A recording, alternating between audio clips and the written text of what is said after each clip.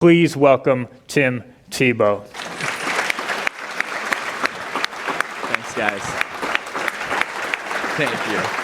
Oh, I'll get here. Welcome. Hi. Thank you. I got to tell you, first of all, you were really good at doing these intros. That was really solid. But I got to be so honest. I am so excited, Vince, not just to be with you because you are really good and amazing at what you do, but I got to tell you, Ravi has been one of my heroes, one of the heroes of the faith. I remember one time I was traveling to the Philippines, and we were getting ready for the longest flight, which was from Detroit to Nagoya. And it's just back then they didn't have all the TVs on the screens, and you didn't have iPads, so you would have the one little flip DVD player that would work for 3 hours till it ran out of battery, and then after that, it was tough. And I remember I had an iPod, and I had so many of your talks on there, and me and one of my brothers, we split the headphones. He got half, I got half, and we listened to you for the entire talk. And that was one of the first times I got to listen to you, and ever since then, you've been such a hero of the faith for so many reasons, for how you live your life, for your ability to be able to communicate articulately, to be able to handle the tough questions, but I also think because how much you love people. You know, there's a lot of smart people out there, but there's very few, I feel like, can articulate in such a way, but also care about the need and the heart of people that can never do anything for them. And I think that is something that you do so well. And I think it's one reason I was so drawn to you and love listening to you and hearing you. And you give us so many good nuggets and teachable moments, but it's also because you care about people so much. And so grateful to be here with you. Well said, Tim. You know, in my line of work, you should never say, I don't know what to say. But in what you have just said, I don't know what to say, Tim. You've been an amazing example to, safe to say, millions, because God gave you that platform. And our friendship goes back over some years now. And I never wanted to ever bother you, to bring you here. You've got so many more important things to do. But my colleague Sanj just kept saying, we'll bring him, just ask him, just ask him. And so he did that for me. I love you as a friend and as a colleague in Christ, and immensely proud of the courage you have shown for all these years. So I just want to say a heartfelt thank you. I'm not worthy of those commendations, but very grateful that that's how God uses us without us even knowing it, and that's probably the best way. Yeah, absolutely. And I remember when I got the first chance to meet him, we were at an event together, and I was talking with my brother, and we were facing it, and I think actually Pastor Louis was speaking. That's correct. And so we were watching from side of the stage, and so I'm into it, like what he's saying, and I get a tap on the shoulder, and I'm kind of like, oh man, I'm trying to listen to Louis real quick, and so I turn around, and it was Ravi, and I was like, Ravi, what's up, man? I gave him a huge hug, and I feel like I probably squeezed him a little too much, you know? And I've had the chance to meet a lot of really, really cool people in my life, and I'm so grateful for that. But I have to say, like, that was up there with everyone I met. I was just so excited. And then we went and sat down and talked, and then we were late for our events because we were talking so long. Well, when Tim gives you a hug, your bones remember it. And so I very well, my spine still recalls you with fond memories. Thank you so much. You know, he's got this bronzed build, and my muscles are like gold. They are hard to find. So we've got the bronze and the gold out here. We're just happy to be together. Thanks for being here. Thank you all for being here. We're honored to have you here, but it's really our pleasure. Thank you. Yeah. Wonderful. Well, I love it. I already wish we had more time together. So excited to hear from you guys on so many different topics. But just to set the scene a bit, I always love hearing people's stories. You both have amazing stories. So maybe just help us situate initially by telling us a bit about your story, how it unfolded, and in particular, how personal faith came to be so important to you both. Well, you kind of threw that right down the middle. Were you directing that this way or that way? You guys are in charge. You guys are in charge. You're our guest. Please go. Yeah. Well, For me, I was so lucky. I was born into such an amazing family with an amazing mom and an amazing dad. And for me, I got to see the gospel before I got to hear the gospel. And that makes such an impact on a young kid's life. To be able to see a dad every morning that he was at our home, that he wasn't off preaching somewhere. Every morning the Bible was open. He was reading it when I would get up for breakfast.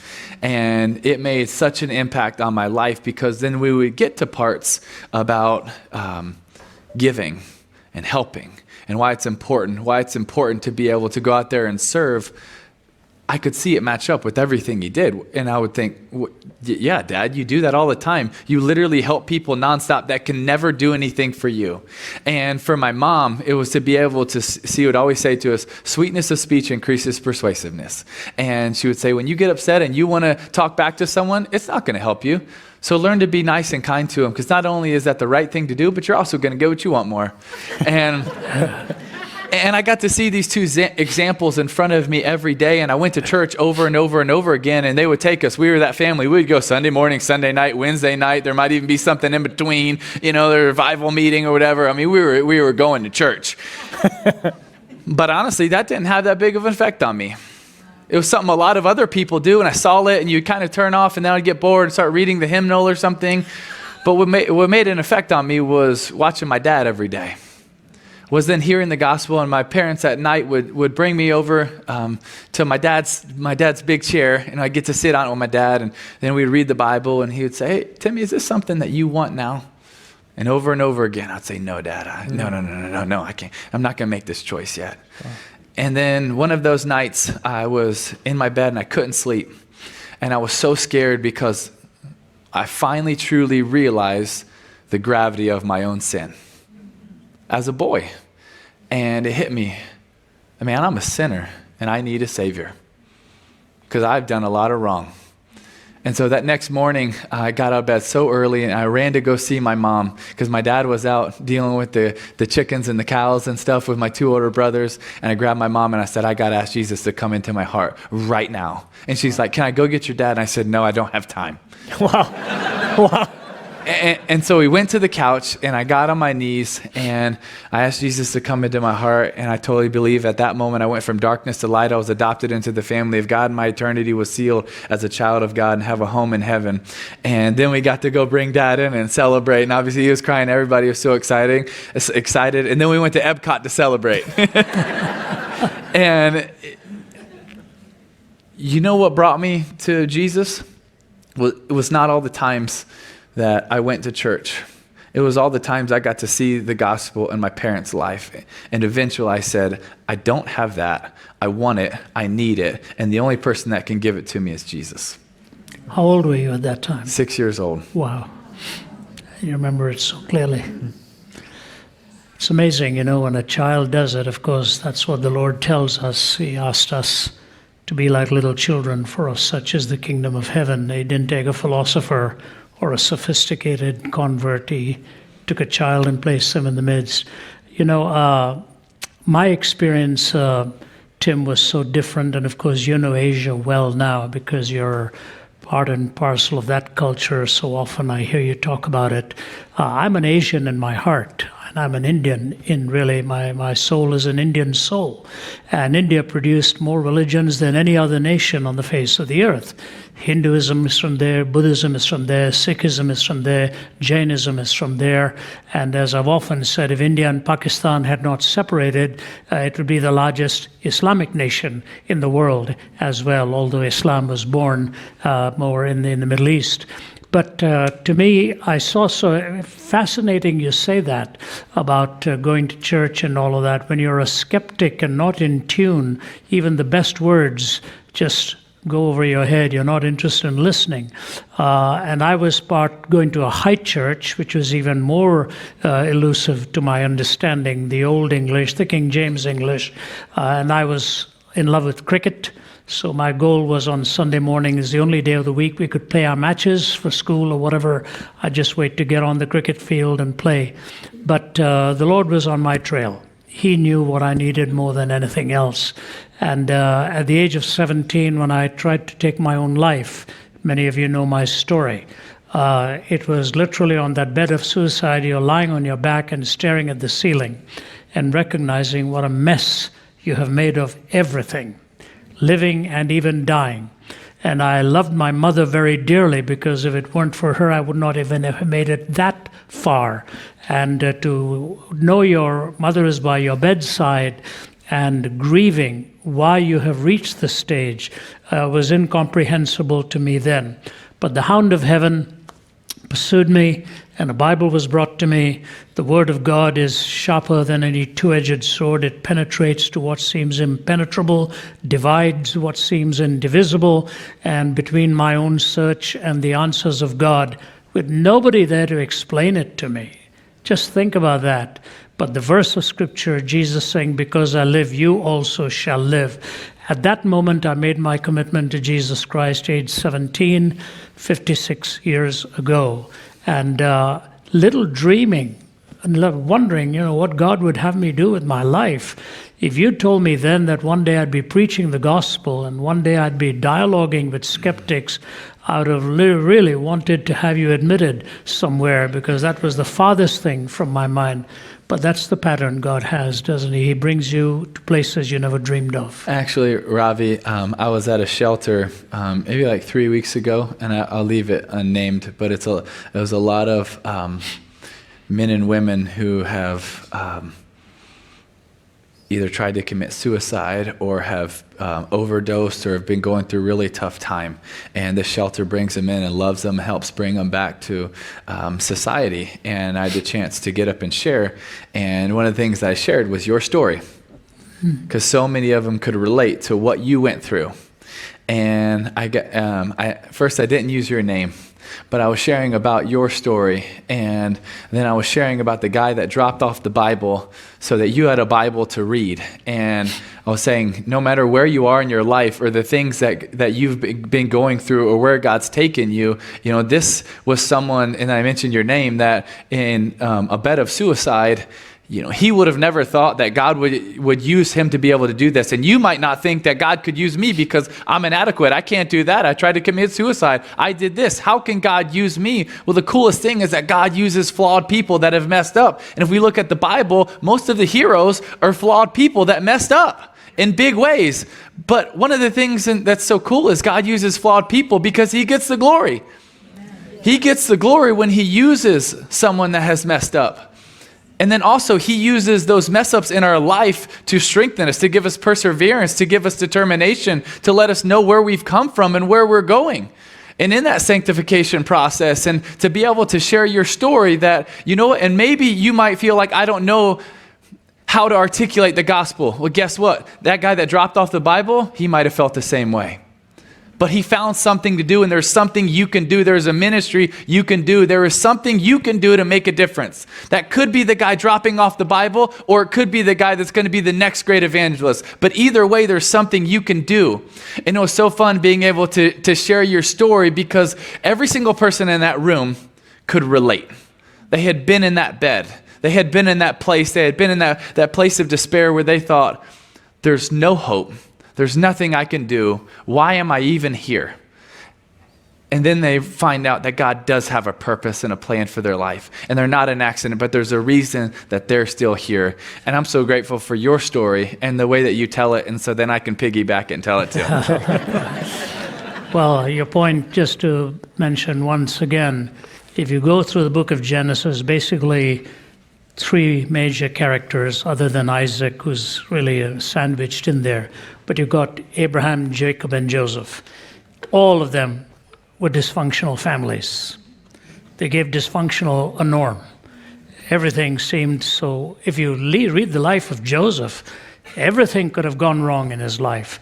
From his sister being raped, from mass murder, almost wiping a whole group of people out, to being abandoned and sold by his brothers, wanted to kill him, and then he's here, he's taken a stand for the truth, he stood for his convictions, and he ends up in prison. This man had every reason not to believe in God and say, nothing of what you tell me about your presence is true. And yet he became the deliverer and the one, all that what people had meant for evil, God meant it for good. I think when we get into the presence of God, we will be very surprised at who we see there. Mainly and most of all, very surprised that we're there because of all that God has done through these broken vessels. And you know, to me, that's so encouraging. It's so encouraging that God uses messed up, flawed people. Yeah. You know, because if not, then he couldn't use me. You know, and it's so encouraging, and it's so encouraging to really, when you read the Bible, to go back and understand those men's flaws, to then see where God takes them and how he uses that in their life to be able to develop them and encourage them. And a lot of times in the Bible, when I look at it, I see one of the characters, and most of the time they're wounded deeply before he uses them greatly. And it's so encouraging to see, because you feel like, man, why am I going through these sucky moments and these stupid times? But God knows. And in those moments, I don't know what the future holds, but I know who holds my future, and I get to trust the character of my God.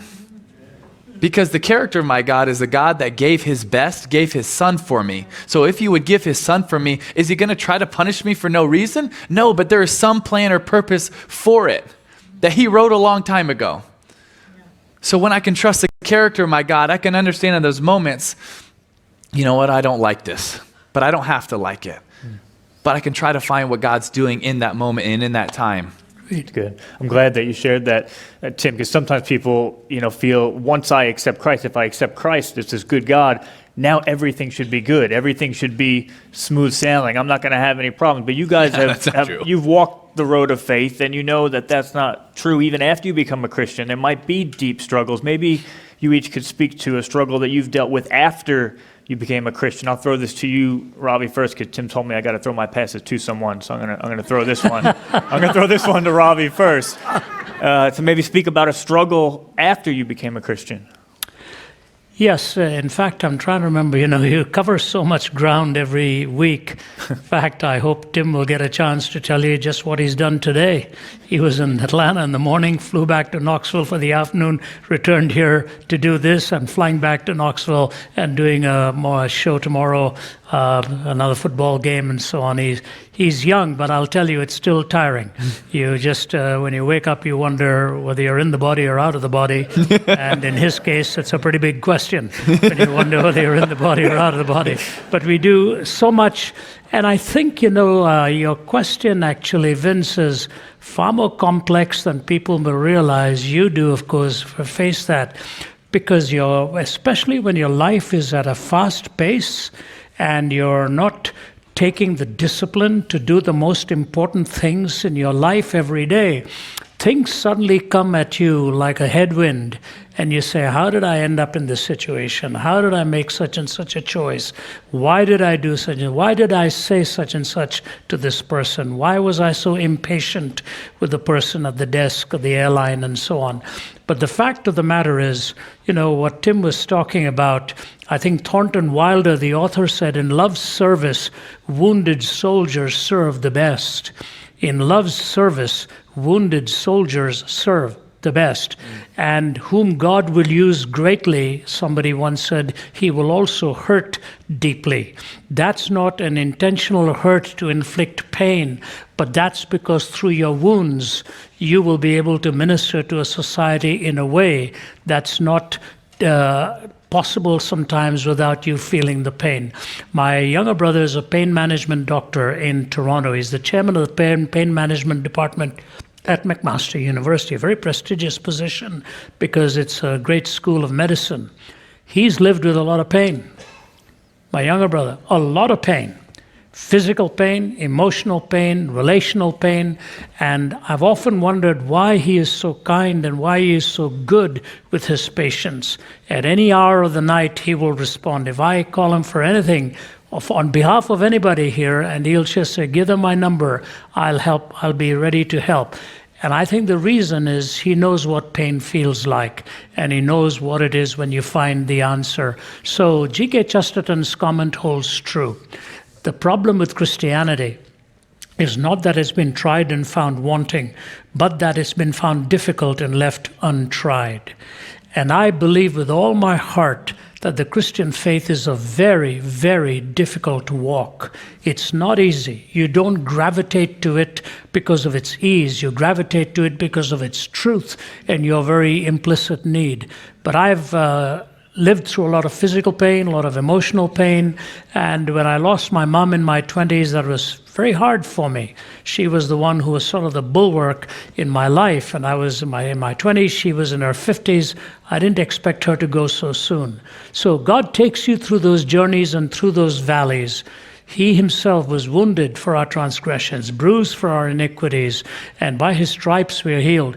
Pain is nothing that we find attractive about, but it is the way God shapes your soul, and it is not in spite of that pain, it is through that pain. So the Christian faith is absolutely not easy. I'm sure you found it struggling with all the critiques that you faced as a football player, why your faith was so important. I got to you. critiqued. I'd love to hear you talk about that, how you found that journey.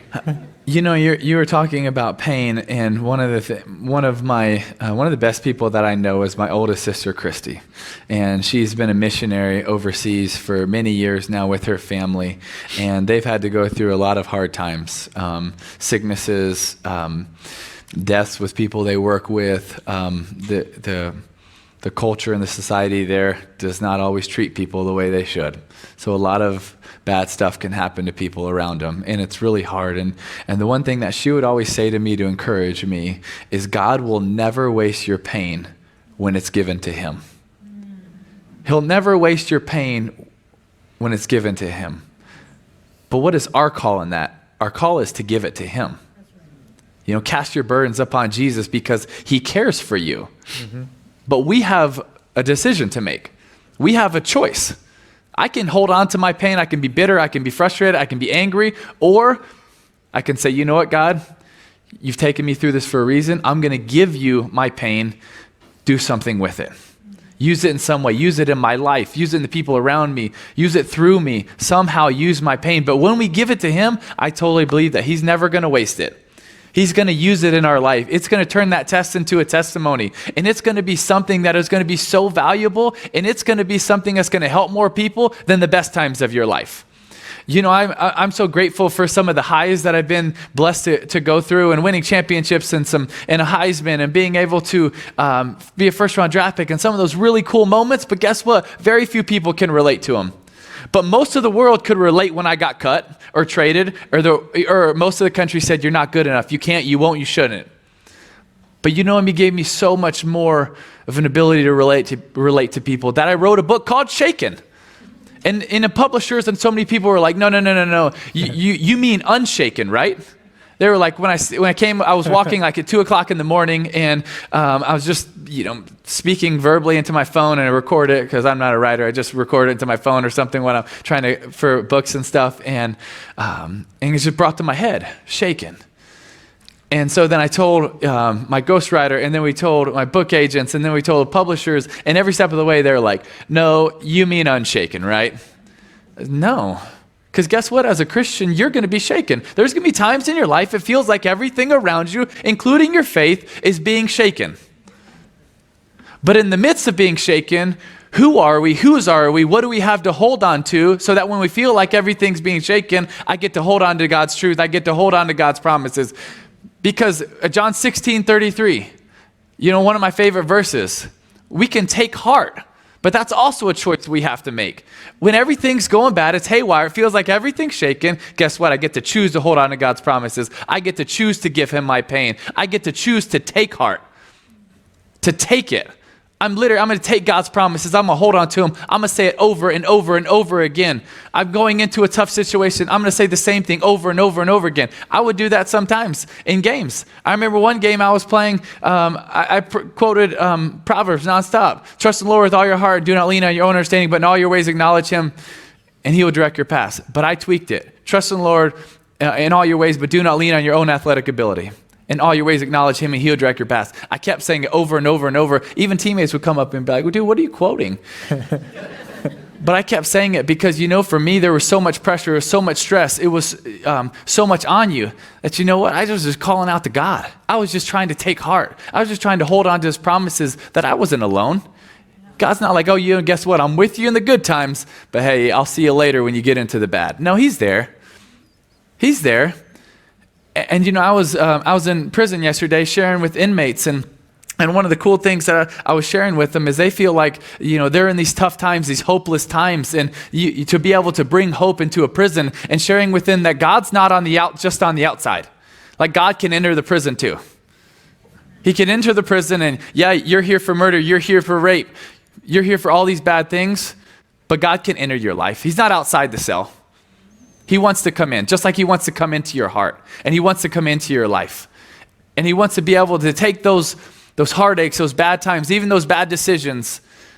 But we serve a God that turns bad and bad people and bad choices into testimonies, into hope, into opportunities to share with other people. So when you feel like, man, I made these bad decisions, I don't know what I can do, I don't know who I can help, we serve a God that is a big God, and he can do big things, and watch what he can do with the tough times in your life. Tell them how many came to know the Lord in that prison when you gave the invitation. Probably a little over 200 trusted Christ yesterday in the prison, so it was really cool.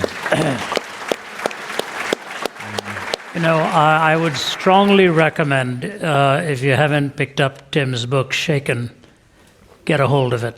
That first chapter tells the story as to why the book is called what it is. And boy, when you're reading it, your emotions are being carried by him as he's telling his story. But what touched me deeply in that chapter, Tim, was not just what you'd been through, but there was not one harsh word you used with any one of the decision makers that determined your fate at that moment. You gave everyone the benefit of the doubt, and all you were doing was struggling to find out what next and where is God going to take me. And those of you who followed his career, that chapter, and by the way, the closing chapter too, that book's a masterpiece. You want to say something there? Well, you just reminded me about not trying to say bad things about them, because if I was trying to write bad things about those people, I really don't believe that I could truly have faith and bitterness at the same time. I just don't think that they can coexist at that moment. Mm-hmm. Like, I can't have faith in God's plan for my life and be bitter at where I am for my life. If I have faith for why I'm here, for what I'm doing here, then I'm going to trust God for why I'm here. But then I can't say, God, I'm bitter about being here. Now, you can talk to God about it, and I've done it many times. God, I thought we were going to win like 7 Super Bowls, and, what happened to that plan, God? You didn't write that one before creation? I thought we were going to write that one. So I'll talk to God about it, and I agonize with God about it. But I can't be bitter, truly bitter about where I am and be trusting God's plan for my life. You got to choose one or the other. And sometimes we're in between, and that's okay. Yeah. But even those moments when I want to be bitter, then we can go back, take heart. God's promises. I know you did it for a reason.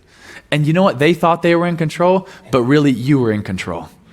That's great. We've also got Richie Brown here, who's a linebacker for the Atlanta Falcons. He's been sidelined with an injury. He's here with his wife, Erin. There you are, Richie. He's suffering I think it was a concussion hit or something like that, and must be hard sitting on the sidelines and watching the game go on. But I'm sure God's working in your life. He's another amazing athlete for Christ's sake. So thank you for being here tonight with your wife. Thank you, Richie. Thank you.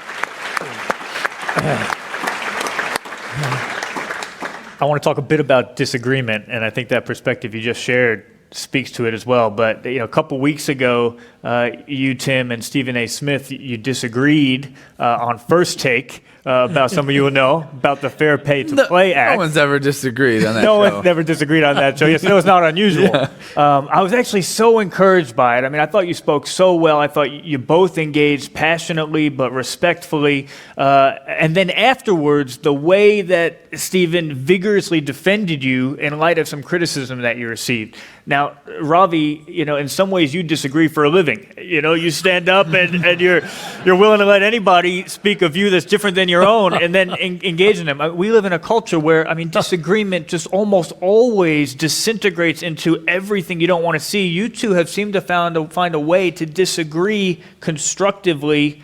How have you done that? Well, I think if you talk long enough with almost anyone in this world, you're going to disagree about something. My dad's my biggest hero, and if we talk long enough, we're going to disagree about something. You're going to disagree. We don't have to see the world the same way. We don't have to see everything the same way. But I think what's important is that you understand, you want to be able to try to understand where they're coming from, but more importantly, you want to be able to value who it's coming from. And even if I don't agree with them, I value that person, not because even I naturally respect them or I even like them, but they were created in the image of God. And because of that, God says that you need to love them. So I don't have to like someone, but I'm going to try to choose to love them anyways. And when you're choosing to love them, then you're going to try to understand them, to hear where they're coming from. That doesn't mean I have to condone some of the things they do or what they say, but I'm going to try to value that person for who they are and who God's created them to be. And I think it starts with that value, valuing God's creation, valuing them because God values them, because they were created in the image of God, because they are fearfully and wonderfully made, because they were created in love, by love, and for love, and God has a plan for their life. And so I'm going to value them because God values them, and he asked me to do the same. And it starts there. And when we value people, our actions will start to change. But a lot of times I just don't think we see people as people. We see them as an object or something that I want. Or we don't even see them. We're on social media where it's just a name and a blue check mark. But when we see people and we value people and we realize that life matters, that soul matters, that person has significance on their life. God died for that person. When I value people that way and every person that way, it changes the way you act towards people. And then you can truly try to listen to people. But I think it starts with valuing them. Wow. I think he's an evangelist, don't you? What passion. I think that's the first time I've heard somebody describe me as using disagreement for a living. That's a good line to remember, Vince. I think I'd like to remember that. People ask me on the plane, what do you do? I'll say, I disagree for a living, I was at Michigan State University, along with Abdu Murray. Abdu went to University of Michigan, and we'd done the first night at University of Michigan, next night forum at Michigan State. About 9,000 out for that open forum. It was a snowy night, and we had a fantastic forum. The students were courteous, they were very gracious in the way they asked, and we were there probably for 3 hours for the evening, and a lot of wonderful things happened after that forum, which I won't go into. But I remember meeting the vice president of the university afterwards. She was a lovely African-American woman, highly qualified in her educational background and all, and spoke at such excellent terms of their goals of education and all of that. And then I said to her, I just want to say something to you. Your students were remarkable, ma'am. The way they treated us with courtesy and respect through the whole evening. She said this, and it caught me completely by surprise. She said, you two men set the tone when you spoke. And they were just reciprocating and responding to the tone that you'd said. And boy, that was wise caution to us from a very fine scholar herself. You set the tone. What's happening in Washington today? Who sets the tone? What's happened to the tone? Even if they were to agree on something, they won't, because they disagree with the person so much, leave alone the ideas. And I think this is the lost art of true dialogue in our time. And we have lost civility because nobody is there to set the tone anymore and say, let us talk in the terms that I think we need to understand with each other. One congressman wrote to me after a recent forum we did in D.C. called At the Table. And he had been in Congress for many years. He wrote to me and he said, Ravi, years ago, when President Reagan was shot, Tip O'Neill went to the hospital, sat by Reagan's bedside, and prayed with him that night before he left President Reagan with that bullet wound in his body. They were opponents ideologically on the floor. But when one of them was wounded, the other went to the bedside to pray and tell him how much he was so sorry to see this happen. Do you think that'll happen today? It might never happen today, and I wish it could happen today, at least in civility. But here's what I want to say. The tone is often set by the one who claims to be a follower of Christ. If you start off with a polemical stance and I know better than you stance, so you have no idea what you're talking about approach, then you will get that kind of response from the other person. You have to look at Jesus. How did he handle the woman at the well? That's one of the most incredible stories in the Word of God. He knew everything about her, more than she had ever imagined. But he took her brokenness and her wounds and made her the first evangelist to the Samaritan people. How did he do that? He took her from where she was to bring her to where he was. Conversation with dignity and respect is indispensable to effective evangelism. And when people turn against evangelism, often it's not the message, it's the messenger that is misused an approach, and the recipient just finds the message unattractive because of the manner in which it's been delivered. We don't always succeed. Oftentimes I'll go back to my room and I'll just bang myself on the knee and I'll say, I didn't answer that question the way I should have. I got irritated too quickly, and that was not wise, that was not right. And you desperately want to connect with the person and say, I'm awfully sorry for the way I handled the question. That's why it is so important to pray hard before a forum or before a conversation, so that out of the overflow of God's presence, whatever you're overflowing with will spill out when you're bumped. And that's exactly what will happen when they bump up against you. Whatever you're overflowing with will come to the fore at that time.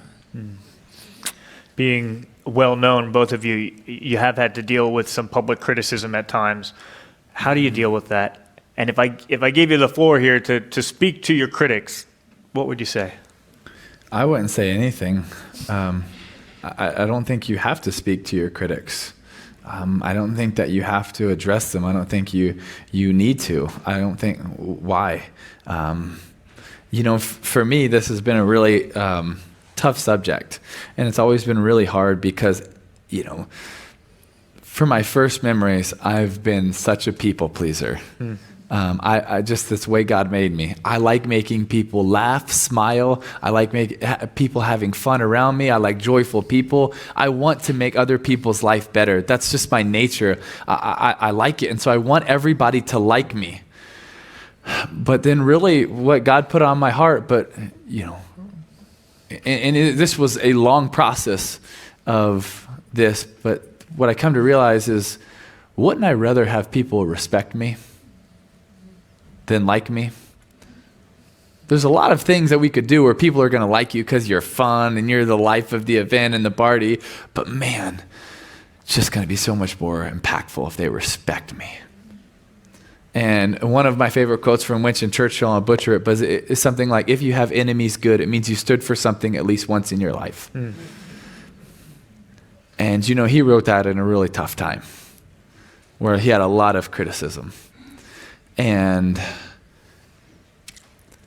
for me, it was, I want to stand up for what's right. I want to stand up for good things. I want to stand up for Jesus. I want to stand up for life. I want to stand up for all these good things. But man, I hate when people say bad things about me. And then a lot of times you'll say, but that's not even true what they say.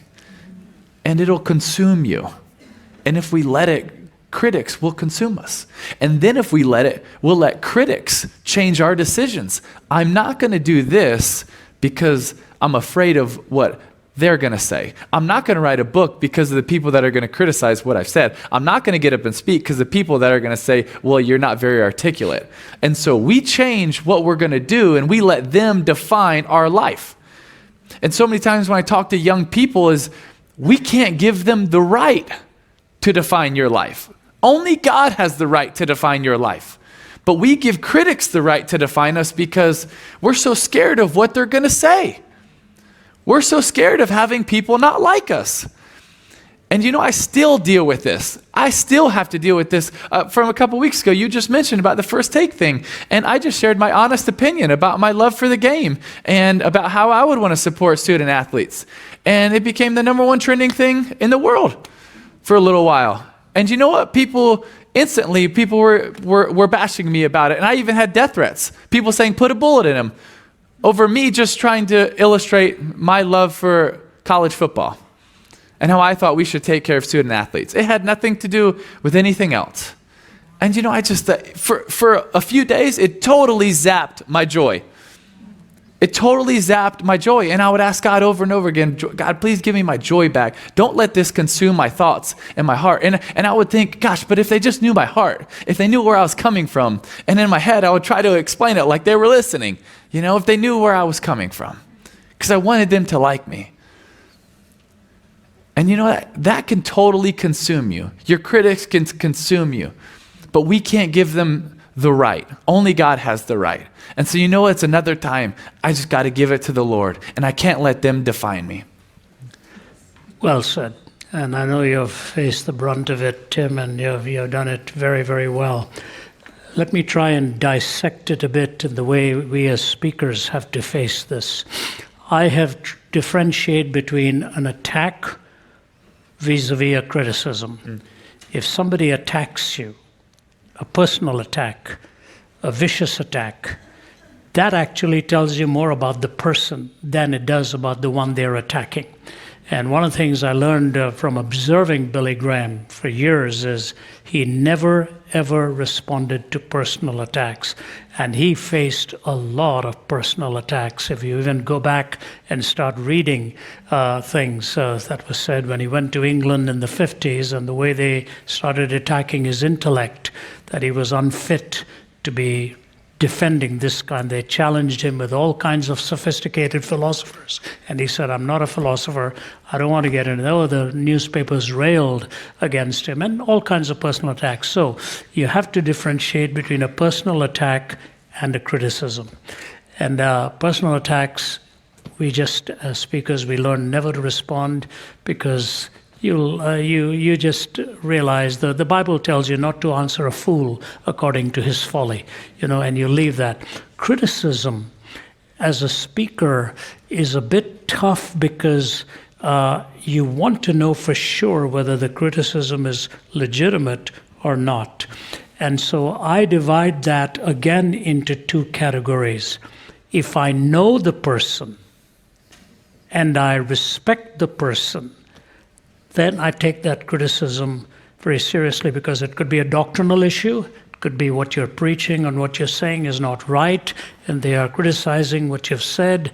Then you have to just push back for a moment and not take it personally and start evaluating what this criticism is about. So here it is, as Tim knows this very well. I've learned over the years not to take either praise or critique too seriously. If you take praise very seriously, you are walking into a trap. You start to exalt in that praise and think of yourself as better than you are.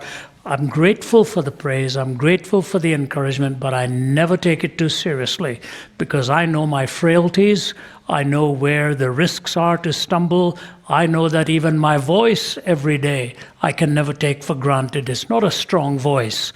And now, especially as the years go by, in the morning when I wake up, I'm not quite sure I'll have a voice strong enough to speak. So there's nothing in me that warrants what God has called me. I have a weak back, I have a weak voice, two things that I need to travel the globe and to defend the faith. And God has chosen not to give me strength in either of those two areas. So I just find that I have to think through carefully when praise comes my way, and I just say, Lord, I'm grateful for this person who has taken the time to encourage me, and that's all I want to do with those good words.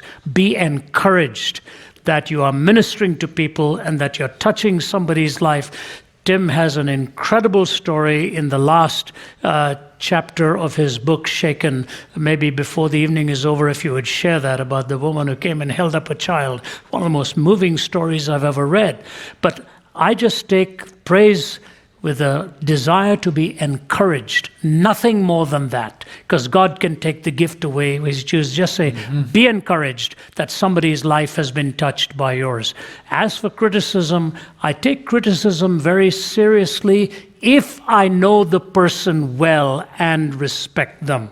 For example, if my wife, I think my wife may be here, I hope she's not listening too carefully, but if she says something, I'll have to say, well, she doesn't hate me.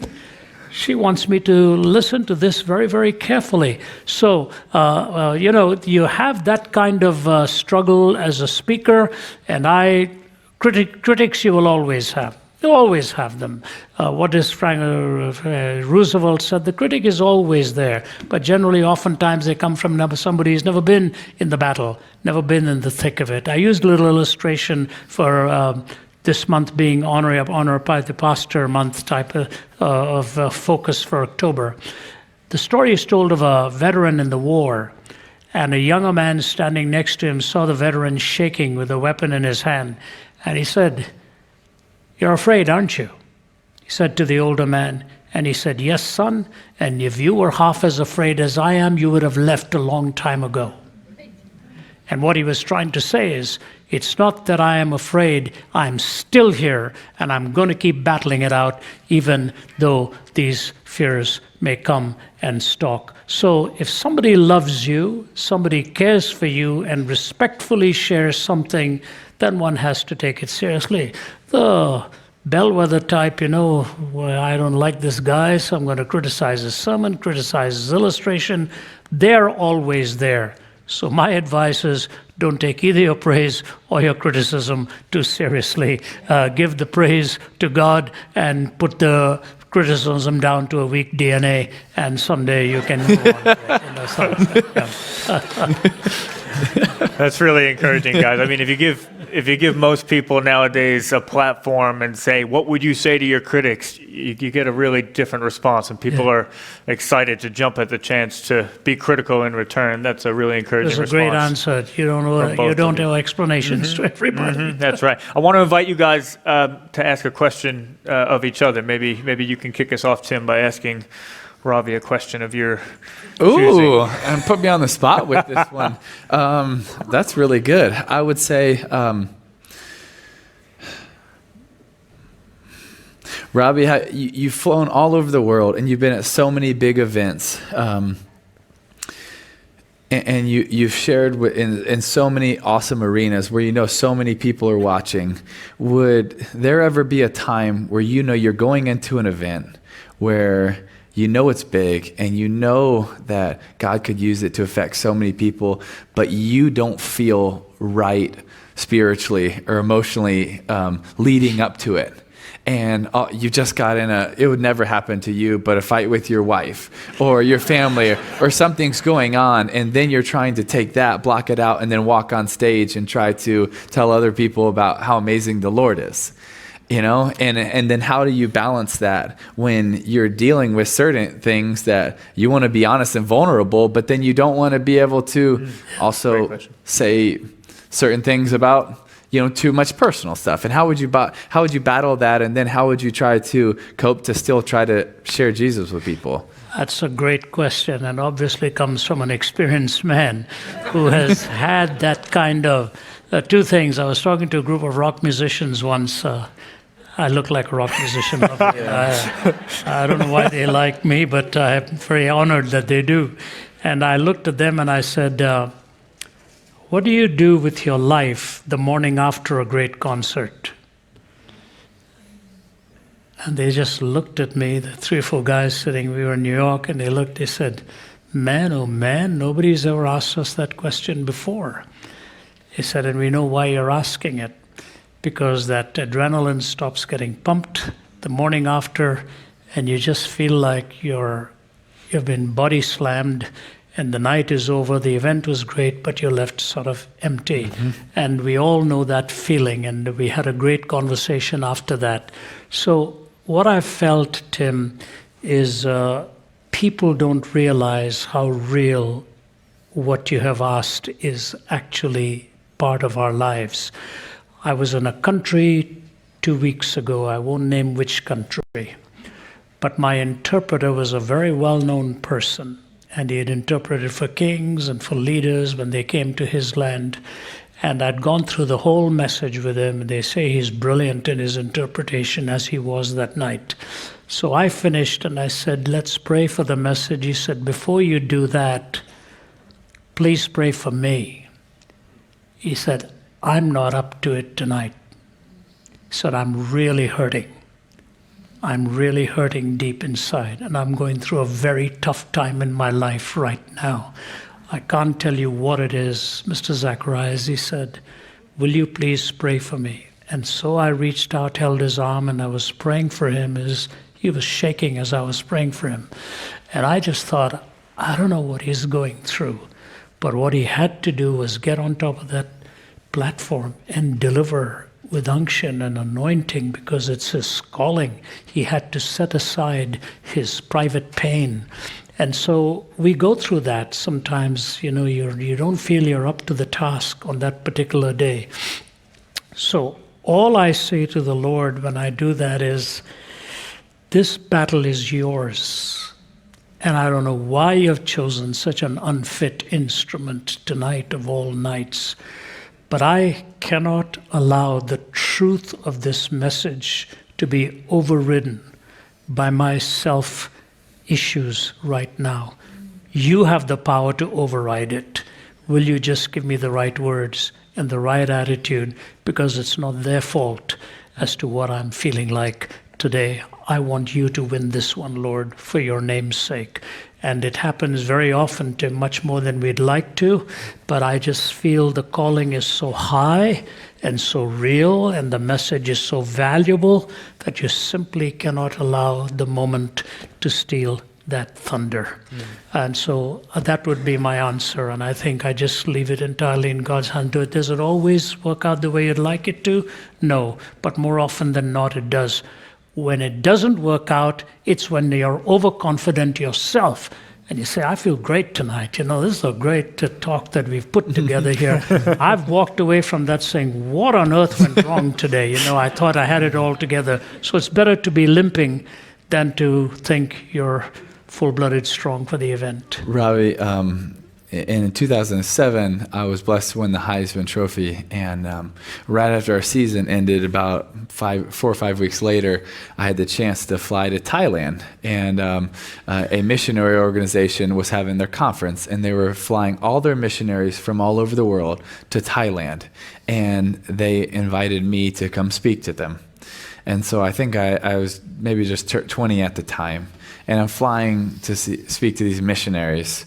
And my sister and her husband being two of the missionaries there, and who are heroes of mine, and all these other heroes that are putting their life on the line for the sake of the gospel all over the world in so many tough places. And I'm flying there, and I'm like, I have no freaking idea what I'm going to say to these people. Like, yeah, I won the Heisman, so they're inviting me. I don't know what to say to them. Like, what the heck am I? I'm just a boy, and I'm speaking to these missionaries that are living out their faith so courageously all over the world. And I truly felt so inadequate, a little ashamed, because I knew in my head and my heart I didn't have the right thoughts at the moment, didn't have the right goals at the moment. You feel, sometimes you're like, man, I feel on fire for the Lord. And sometimes you're like, I just totally don't right now. And this was one time I was like, I totally don't. And then, I mean, literally the whole flight there, and you know how long that flight is, couldn't think of anything to say. It's like, oh, shoot, this is going to suck. And the next day, they're taking me around, meeting everybody, and I'm still, nothing comes to my mind. I'm agonizing over it, praying about it, and then God brings to my mind one of the verses that my parents made me memorize when I was a boy, and I started playing T-ball, and I was really pretty good at it, at T-ball, but no one cared, but I did. And so I want to brag about how good I was at T-ball to everyone that I saw.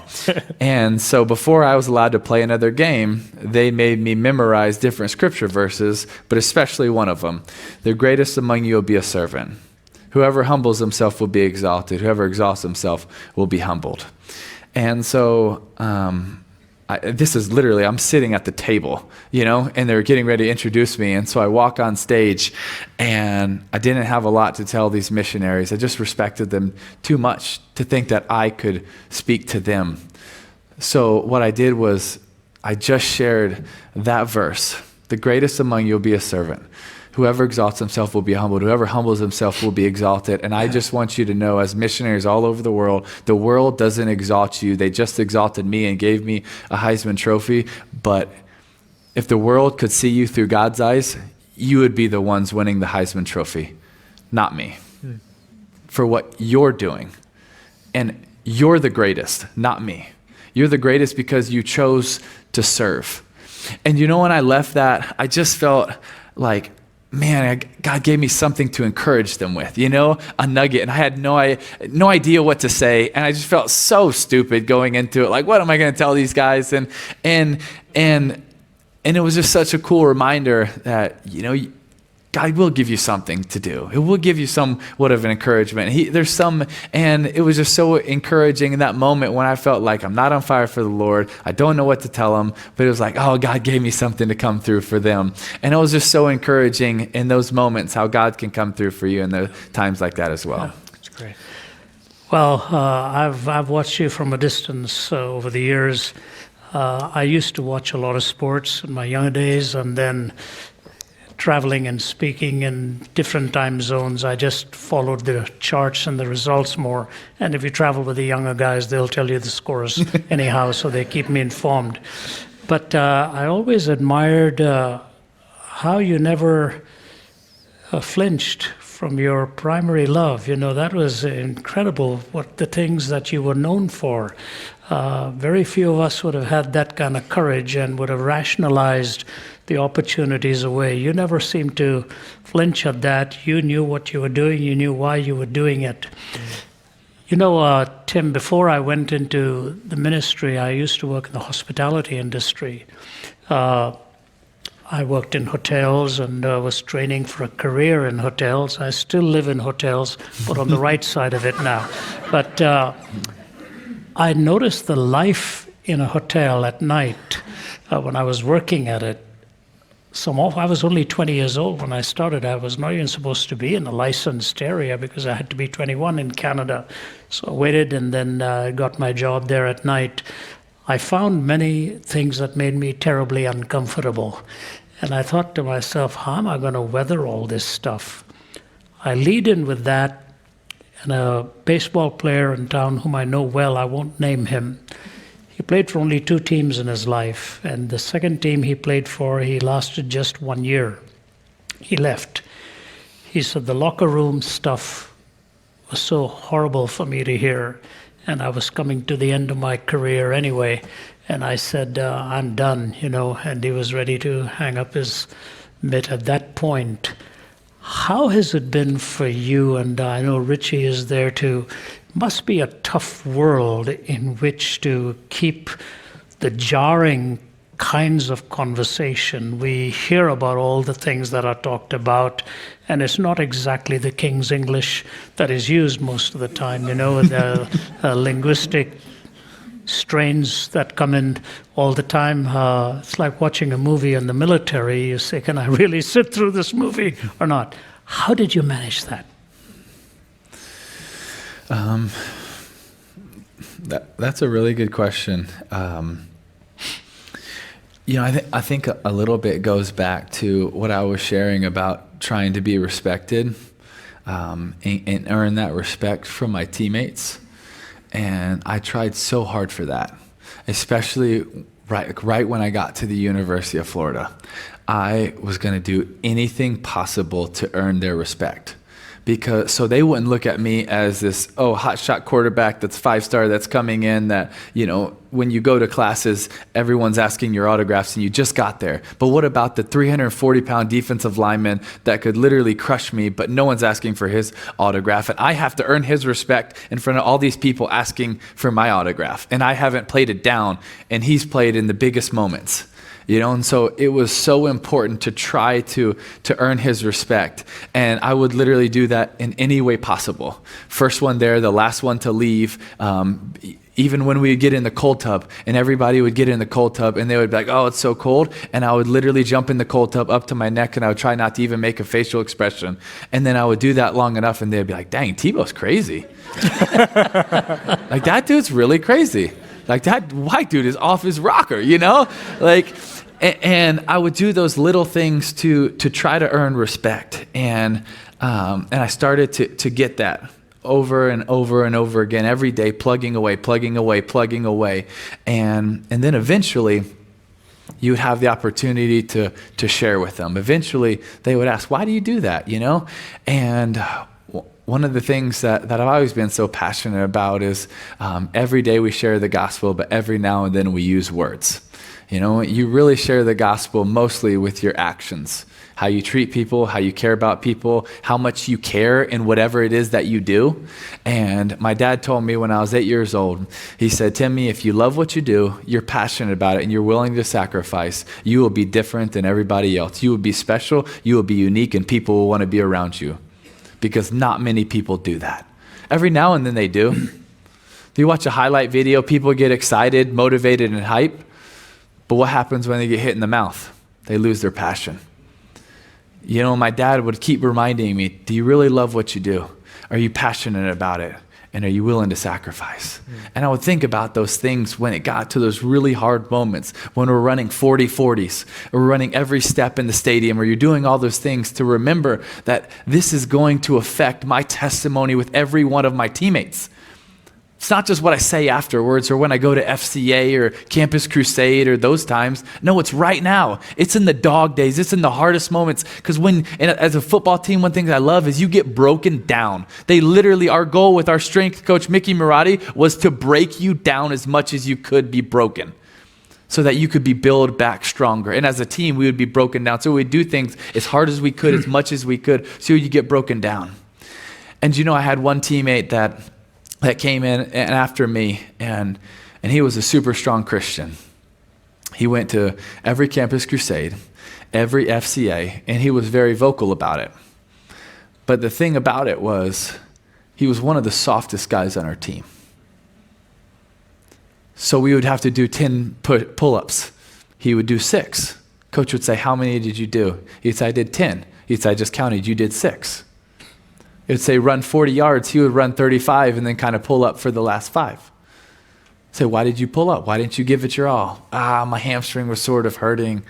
And it was over and over. And this dude was talented. I mean, like talented. And it so bothered me. Ravi, it so bothered me. And one day we have to get to the stadium at 5:55 in the morning, and this was our run started. And we had to start in one corner of the end zone, and we had to snake the entire stadium, meaning we had to run up and down every part of the stadium, over 90,000 seats in the swamp. We had to run the whole thing, and then we had to do it again. I mean, it was a discipline for us, and it was built to break us. So what I would try to do was I wouldn't start first and end first because they would say you started first. So for me, I would try to start last and try to end first. Because if I started last and I ended first, you can't say anything. So that would be my mentality of how I would try to earn the respect from the guys. And so I start last and I start passing some of the guys. And then we get halfway through and I pass this young man I was just telling you about. And I say his name and I say, dude, what are you doing? He said, what do you mean? I said, let's go. He said, no. He said, God told me to stay back here and run with this other gentleman who was severely overweight, big old boy that couldn't run real fast. And I just kind of looked at him puzzled. And I said, all right. And I kept going, finished first. We finished as a team. We go to the 50-yard line of the swamp and we break it down and everybody leaves. And I call him over, say his name, and he comes over. Everybody leaves because I would never try to embarrass anyone in front of the rest of the team. And I said, so tell me what happened. He said, yeah, God told me I need to stay back and encourage this young gentleman and run with him. I said, okay. I said, listen, I can't tell you what God put on your heart, what God told you. I can't say anything to that. That's between you and God. But I'll tell you something else. I know one thing God did tell you is that you're supposed to respect your authorities. Your coaches right now, they're your authorities. They say to give it everything you have, and you never do. They say run 40 yards, and you don't. They say do 10 pull-ups, and you don't. But you know what frustrates me even more? Is that you do it as one of the most outspoken Christians on the team. On the team. You make me helping the rest of the guys hard. You make having a ministry hard because they're going to look at you and they're going to say, why are you so freaking soft? You make trying to share the love of Jesus with people hard. And I said, until that changes, you're not going to play with me. Because you know what?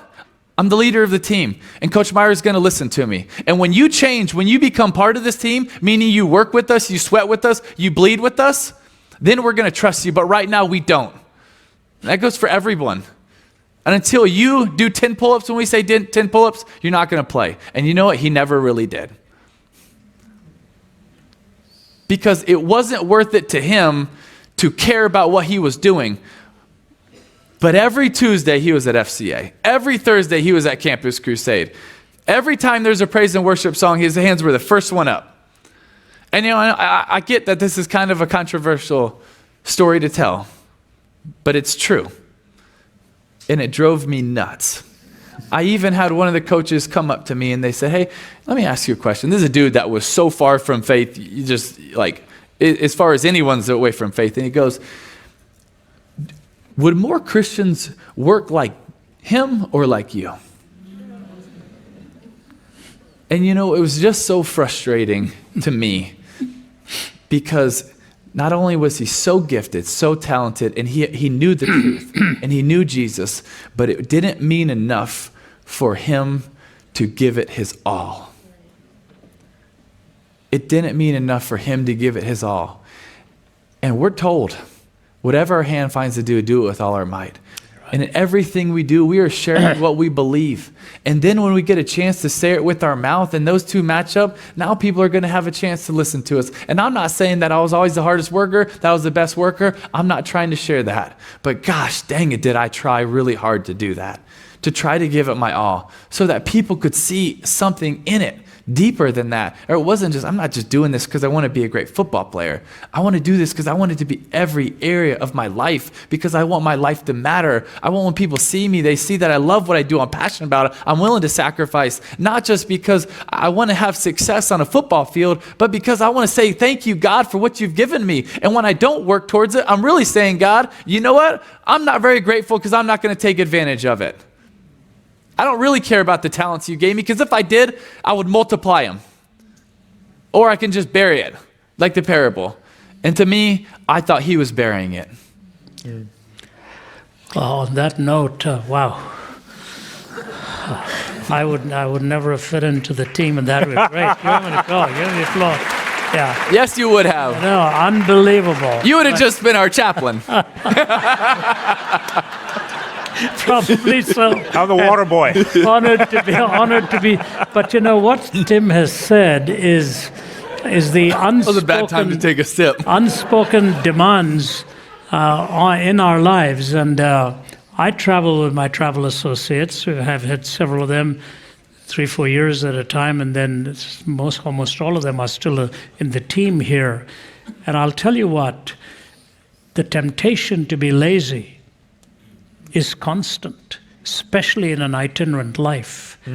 You can be softened up by good hospitality and nice accommodations, and people are being very kind to you. And those who travel with me will tell you, you have to have some disciplines. I just keep myself in my room all day. I don't go out of my room. I don't turn on the television, because if I start watching some game that I get interested in, it'll take another 2.5 to 3 hours of my time. I cannot afford that luxury anymore when I'm preparing. So when you think of praying for us, just pray that we will set our hands to the plow, that we won't look back, that discipline is a daily thing. My family members are here. They'll tell you when I come back from the road, I don't go out anywhere. I just want to be with them. I want to be home. I just want to eat with my family because I've been gone from them for so long, and I've been giving my time to several others as I travel. So when you're praying for us, and just pray that we will have the discipline to do what every day demands of us. It's easy to lose sight. You know, as pastors, you can't repeat yourself too often. Somebody will come up to you and tell you, I heard the same thing 2 weeks ago. Have you got something new? But as itinerants, you can, because you've got a new audience. And that can prompt laziness in you. So I never repeat the message the same way. I either introduce some new stories or some new thoughts in the outline. So even if it's a message we've delivered 100 or 200 times, it's still going to be fresh for me the way I try to deal with it, because the truth is everlasting and the audience has the right to get it in a fresh way. So what you've said, on that note, I just think we need people's prayers to work hard at what it is that God's called us to. You know, I'm getting a sermon ready on the Apostle Paul. That's, I think it's Acts 20, when he tells the disciples in Miletus that they're probably not going to see him anymore. He was going on to Rome, and all the Holy Spirit told him was that persecution and death waited for him as he was going on. I think the most moving line in that whole talk to me is the opening line, "You know what manner of life I have lived amongst you from the first day until now." When a man who wrote 1/3 of the New Testament can look at the potentially greatest critics and say to them, "You know how I've lived amongst you from the first day till now, and I've not withheld the gospel from either the Jew or the Greek, and I've proclaimed the whole counsel of God."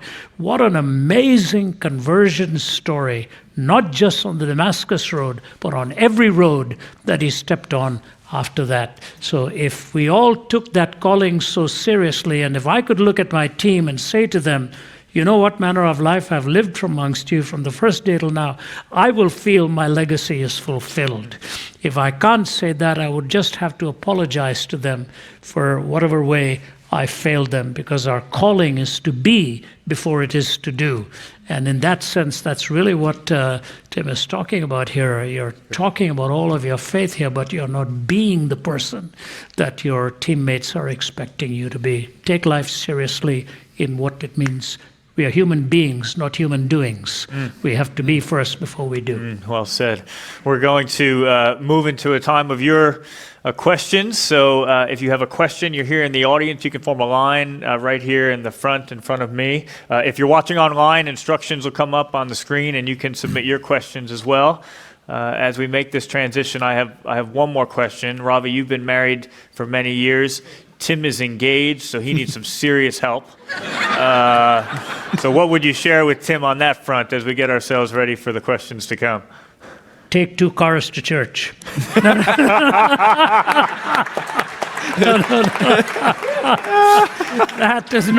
That is not original with me. Yeah. When I was about to get married, Margie, are you here? I don't want to, when she was taking care of the grandkids tonight, but she said she was going to do her best to be here. But just before we were married, we were sitting around a campfire, and an older gentleman said, "Give this young couple some advice." And he gave me that, "Take 2 cars to church." I had no clue what he was talking about. First of all, we didn't have 2 cars. And secondly, why? I found out. Because everybody doesn't live by the same clock. You know, Margie won't mind me saying that. I've always said when the Lord returns, she's going to ask for 10 minutes more. She just needed that amount of time. She likes that relaxed way of life rather than my pump. Now, best advice, I would probably just say, proud of you, the way you've managed your life so far. And to you and your bride-to-be, I just pray that you will run the race just the way you have been running it, and finish the course with joy. He's going to give you the greatest joy of your life in that, and we wish you both all the best. It's January, right? Yeah, January. Coming up, all the best. And it'll be in Cape Town? Yeah. In Cape Town. So we just applaud his decision. Yeah. Thank you. Excellent. Well, Our first question has come in online, and this question, guys, is from Jerry. Jerry asks, he says, so I'm new to the Christian faith and struggle with temptation a lot. What's the best way to face it so it doesn't become active sin? Please, Tim, you've lived here. I bet This is my first. I've watched these a lot on YouTube and stuff with you, and I got to answer the first question. Oh, really?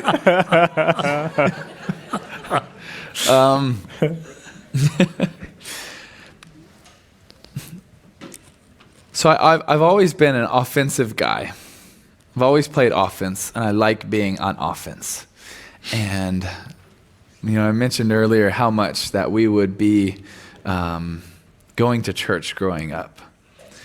And going to church, we got the chance to go to some good churches, so I'm not trying to bash church, but so many times at church for me, it was don't do this, don't do this, don't do this, don't do this, don't do this. And dang it, every time they would say it, I would be like, why? I want to try that. I want to try that, and I just didn't feel like it really resonated with me. And for me, I would encourage Jerry that don't worry as much about what you're running away from as what you're running towards. And for me, when I'm running towards Jesus, when I'm in love with Jesus, when I'm in the Word and I'm talking to Jesus and I remember what He's done for me and I'm holding on to God's promises, then everything else falls away. And I'm not thinking, I can't do that. I'm thinking, I get to do this.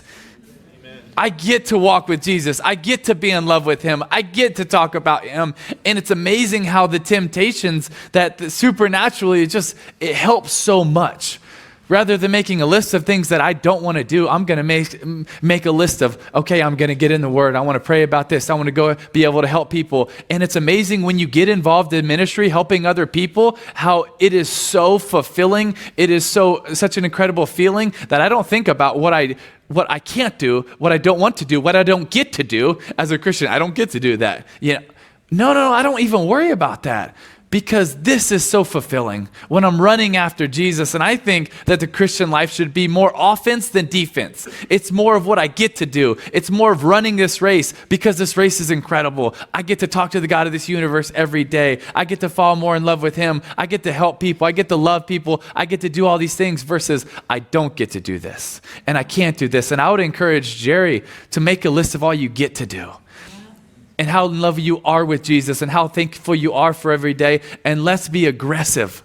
Let's be aggressive on offense. And when you start doing the amazing things, helping people, it's so contagious that you just fall more in love with it rather than saying, I can't do this, I can't do this. So that's how I would encourage you, Jerry. Great stuff.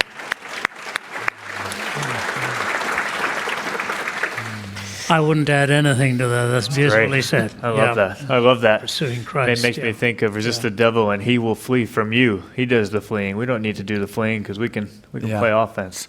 Love that. We'll go to a live question here. Well said. And please say your name as well. My name is Omari Hodge. Thank you, gentlemen, for being here. We really appreciate that. Yeah. We'll be remiss to say there's been 3 big influences in my life up to this point. The first one has been a man that I met here when I moved to Georgia, Ray Durden. The second one was Martin Luther King, and the third one was Ravi Zacharias. So it's really, I don't say that to make you feel proud. It's just a fact, and so I really appreciate being here today. The question is this. Growing up in Brooklyn, New York, moving down here to Atlanta, Georgia, I understood very quickly that the way you see life is changed by the experiences that you have and the people around you. Taking that to the mission field, which my job took me to do that, I was in Lebanon and I was talking with a Christian, and we were doing some ministry work down there, and some kind of way we got on the topic of Hezbollah. And in my traditional American mindset, I may have said something disparaging that I assumed that they would agree and jump in with me on. Not in a sense to necessarily bash them, but it was just I thought it was fact. Quickly, the person who is a believer stopped me and said, hey, be careful how you talk about individuals, regardless of what you think about them. Because I know a lot of people who have taken up that side from a different mindset. And my job as a Christian has got to leave myself in a position to where I can reach them. So my question to you is this. particularly in light of the interview that you did with Stephen A. Smith, because I totally disagree with you, but I still respected you, and I appreciated it. I really did. I really did. How do you, both of you gentlemen, how do you reach people in terms of the things that you believe and know to be true, also understanding that there are different filters and different experiences that color the way they may understand or interpret what you are saying? How can you speak, especially in today's time where it's so divisive, whether it's politics, racially motivated issues, how do you speak in such a way that people can hear regardless of what filter they're using? That's a really good question. Awful. You know, thank you so much. You're talking about real Lebanon, as in Lebanon. You were out there. Where were you, Beirut or? Well, we flew into Beirut, but then we went to the south. I could see the border of Israel. It was a team of doctors that we were doing medical mission work down there. Great. Yeah. Thank you. Just wanted to know the context. I appreciate that. Thanks for what you do. It's true what the man said. If you start discussing various groups in the Middle East, the Middle Eastern mind is very, very political. And no matter what you say, there's somebody in the audience. And in the Middle East, history never dies. History is always alive. And when you think of what's going on there, it's been going on there for 5,000 years, as it were. The division that took place within a family that we are facing right up to today. So you have to be very cautious and very sensitive and not put people into a box. We tend to do that here too. We talk about a particular, whether we talk about Republican or Democrat, we immediately box them in. So now we moved from right to left. And I always say, no, move away from that to go to up and down. What your eternal calling is over against your temporal way of living. So when you're discussing with people, what I have found to be, I'm sure Tim will have more to add to this too. What I have found in the task of apologetics, of doing the defense of the Christian faith and making the truth claims clear, which is what we are called to do, it's very important that I understand the person to whom I'm talking. Very important that I understand them. What we do when we bring a speaker, we introduce the speaker to the audience. I think it's more important to introduce the audience to the speaker because he's the one who's going to be talking to the audience, and yet we just want the audience to know who he is.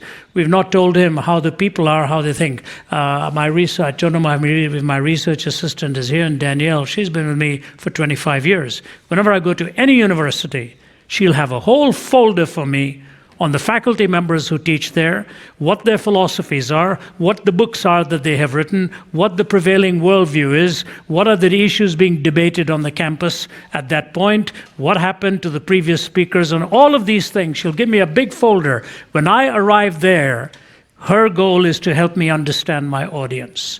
And if I understand them, I will then find a way to try my best to navigate through that minefield of issues in a way that will be very winsome. My mother used to say, once you've cut off a person's nose, there's no point giving them a rose to smell.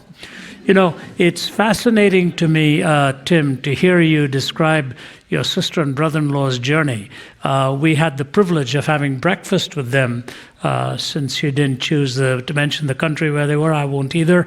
But we were having breakfast with them in that particular country. I would never have known what you had just said. That they'd come through a lot of pain, a lot of struggle, a lot of grief, because her entire focus was really to make us feel welcome and tell us the kind of audience we were going to face that night, and how we asked your brother-in-law, in fact, what I should address, even though he was American and I was visiting this Asian country, he briefed me on how he had done it and so forth.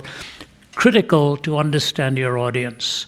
So if you know what their sensitivities are, you will not in a lump sum brand all of them in that category. As they say, any stigma can lick a good dogma. I made a mistake once in Syria. Once. I just named our president, and that's not the present one, by the way, it was a few presidents ago. And a lady in the audience just grew absolutely livid with me. you really believe in this president of yours and so on and so forth? I said, I never believed anything. I just told you what his view was on one particular thing that we were talking about. So I learned a hard lesson there. And they'll tell you, don't meddle with politics. So that's the first mistake. And the moment you say Hezbollah or Druze or Hamas or whatever, they're going to go after you. So what Tim said before is great. Face in the right direction. Tell them why you love Jesus and why you're there and what you are there to teach about Christ. The more they find the attractiveness of Christ, the more they will be drawn to him. You can do that without trying to dismantle themselves from underneath. Win their respect. When I go to the Middle East, I say nothing about politics, none whatsoever. And even in India, I stay way out of it. I just say I'm here to talk to you about the message that Christ would like me to deliver to you from his word. So that way you win them over and point them to the Lord. He'll tell them whether the group they belong to is a good one or a bad one. I don't need to do that. That's such a good answer.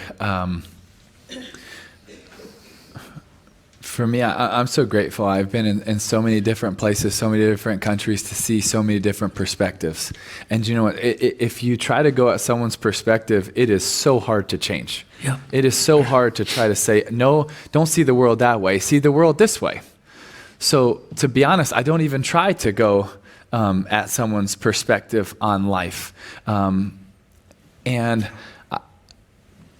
I try to first let them know why I'm there, because I don't want anything. I don't want anything from you. I just want to share something for you. And we don't all speak the same languages. And I've been in a lot of countries where I couldn't speak their language and I'd have an interpreter, but there are some themes in languages that speak so much deeper than English or the other language that they speak. And people can't always see your perspective, but they do understand overarching themes like love, like evil, and like sacrifice. No matter where you're from, you've seen those things. You've seen those things. You know what love is. You know what evil is. You've seen it done, and it's especially around the world. It's way more prevalent than a lot of times it is here. So you see that, and then you understand sacrifice, and then you can weave those themes together to share the gospel.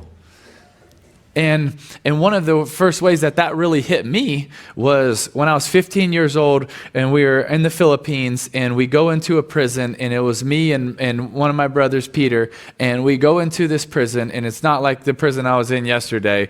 It is a room a little bit bigger than this, and they just pack dudes in there. And so my brother walks in first, and I'm like, oh, shoot. But I can't be a wimp. I got to walk in too. I'm so scared, though. And so I walk in. He walks to the back of the cell, and all the dudes are just standing there. And before he walked in, it's literally rape, homicide, rape, murder. I mean, it's the list of what everybody has done. So he walks to the back, and he was preaching. I was so nervous. I flipped over a bucket. I sat on the bucket. And I was like, okay, here we go. Let's go. And he starts preaching, and then he gets to the cross. And he looks at all these inmates who have done all these bad things, and he says, I want you to know that I nailed Jesus to the cross. And I'm like, what are you talking about? No, you did. If anyone did, they did, Like, no, you didn't. You're a pretty decent dude. I mean, you make me mad sometimes, but... And then it started to hit me, and I started to tear up and get so emotional because, yes, I did. Right? We look at them, and I say, you've done worse than me. I've been better than you. That's not true. We're sinners, all of us, saved by grace. And when you understand the gravity of your sin, you understand the weight of it, then we can understand the grace in the gospel and what Jesus did on the cross. And we get to tie those themes of love, sacrifice, and evil together when they understand, wow, I am evil. I have done wrong. Not because you say you've done wrong. God does that in their heart. And then you get to share the love of, I nailed Jesus to the cross, but we've all done wrong. And then you'll see everyone, I've done wrong. I've had bad thoughts. I've said bad words. I've had bad actions. Everyone you see there, even in the best of places and the worst of places, they agree. Yeah. And then I get to share But you know what? I couldn't do anything about it because I'm not good enough. And people realize, dang, yeah, they're not good enough either. But you know, I know someone who was and is and will always be. And you get to share God's love with them, Jesus' love for us, that he chose our best interests and he acted on our behalf by coming down to this earth on a rescue mission for us. And then how he sacrificed for us. And so much around the world, they understand sacrifice. But how much he loved them to do it for them so that they wouldn't have to pay. He did it in their place. He was the propitiation for their sin. He took their sin. He took my sin. And so even though we don't speak the same languages and your background's different than mine, we might never see the world the same way, but God can touch our hearts in very similar fashions to let us know that, yeah, I'm a sinner. I understand the weight and the gravity of my sin. I know what God did for me. He sacrificed. He gave himself so that I can know the God of this universe. And that speaks so much louder than any language or any background or any perception that we can have or perspective that we can have, because God does something supernatural in those moments when we understand those overarching themes. And I think that's how I try to go about it. That is a really good question. Thank you. Yeah, wonderful, wonderful. Thank you. We'll go to another online question, and I'm really glad this one came in because, Ravi, I know that your mother was a teacher for children with special needs, and your heart for Wellspring International, our humanitarian arm, and Tim, I know your foundation does so much for those with special needs. So the question is this: October is Down Syndrome Awareness Month. You both seem to have a heart for those with special needs. Can you share about how you developed this burden? Yeah, I'll be glad to lead off on that. Tim's family has done a lot in that field, both here and overseas, and I'm sure he'll share that with you. So let me just say this. Whenever I have been with a family that has had to face a situation like this, the one thing we always hear is how much they have learned about love and loving from that particular child who came in with special needs. My colleague Sanj and I were in San Antonio, Texas recently, and a gentleman and his wife picked us up at the airport, lovely couple, and we were driving and Sanj asked them about their family, and they said they had a son, and then they said, but he's a special needs son, and they described the particular syndrome with which he was born. And he was now 37 years old. And pretty sad case of what it was that had happened at birth to him. And now here in his third decade of life, no speech ability to speak at all, but comprehends a fair bit. And so Sanj said to them, do you mind if we come and meet your son before we leave on Sunday night? They said, no, we'd love to have you both come. So we went over, and it is amazing what happened in those few minutes. As we walked in, they were there. They may even be listening to this program. They love this work. And they had some friends come there to meet us too. And the boy, here in his 30s, they're not very tall because of the syndrome he had. And he just walked over towards me, couldn't say anything. Do you know what he did to me when he walked over to me? He went like this and gave me a hug. He made the sign of the cross on my forehead and my chest and shoulders and gave me a hug, and then stood there so that we could take pictures with him. You know, in some ways, we are all a special need. We are along a continuum of several syndromes, most of which is we're all a special need because of our sin. And the Savior came to forgive us and to restore us and to heal us. My mother was a wee woman, not very tall, and she used to teach hygiene and physiology in high school in Delhi. But when she came to Canada, she developed a real burden for special needs. So she got her second degree at that stage, in that stage of her life, picking up her sari up little above her ankles, trudging through the snow night after night to go and take night classes.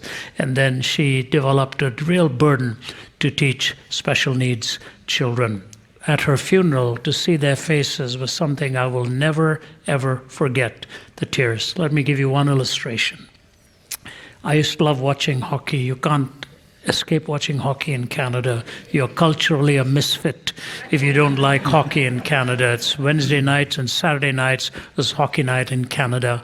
I was a great follower of the Maple Leafs, and they've kept me humble ever since I started following them. But my mother one day sat me down and said, "Will you explain this game to me?" I said, "Mom, it's no fun watching it and explaining it." She said, "I want you to explain this game to me." So she sat for the entire 3 periods till I could explain who these players were, what they were trying to do, what the red line was, what the blue line was, who the forwards were, who the defensemen were, explaining all of this. She hadn't, I don't think, it was like I may as well have been talking to her about space, you know. But then she said, "Now tell me who scored the goals tonight." So I wrote down Davy Keon and Ullman and all of these names. Next day she went to school. There was a little boy in her class who never spoke, never said a word. But if you started talking about hockey, his face would light up. So she walked up to him and said, "What did you think of Davy Keon's goal last night?" She got that boy talking in class because she took the trouble out of love and sacrifice to understand the game, to talk to this little guy who could only have his mind for hockey.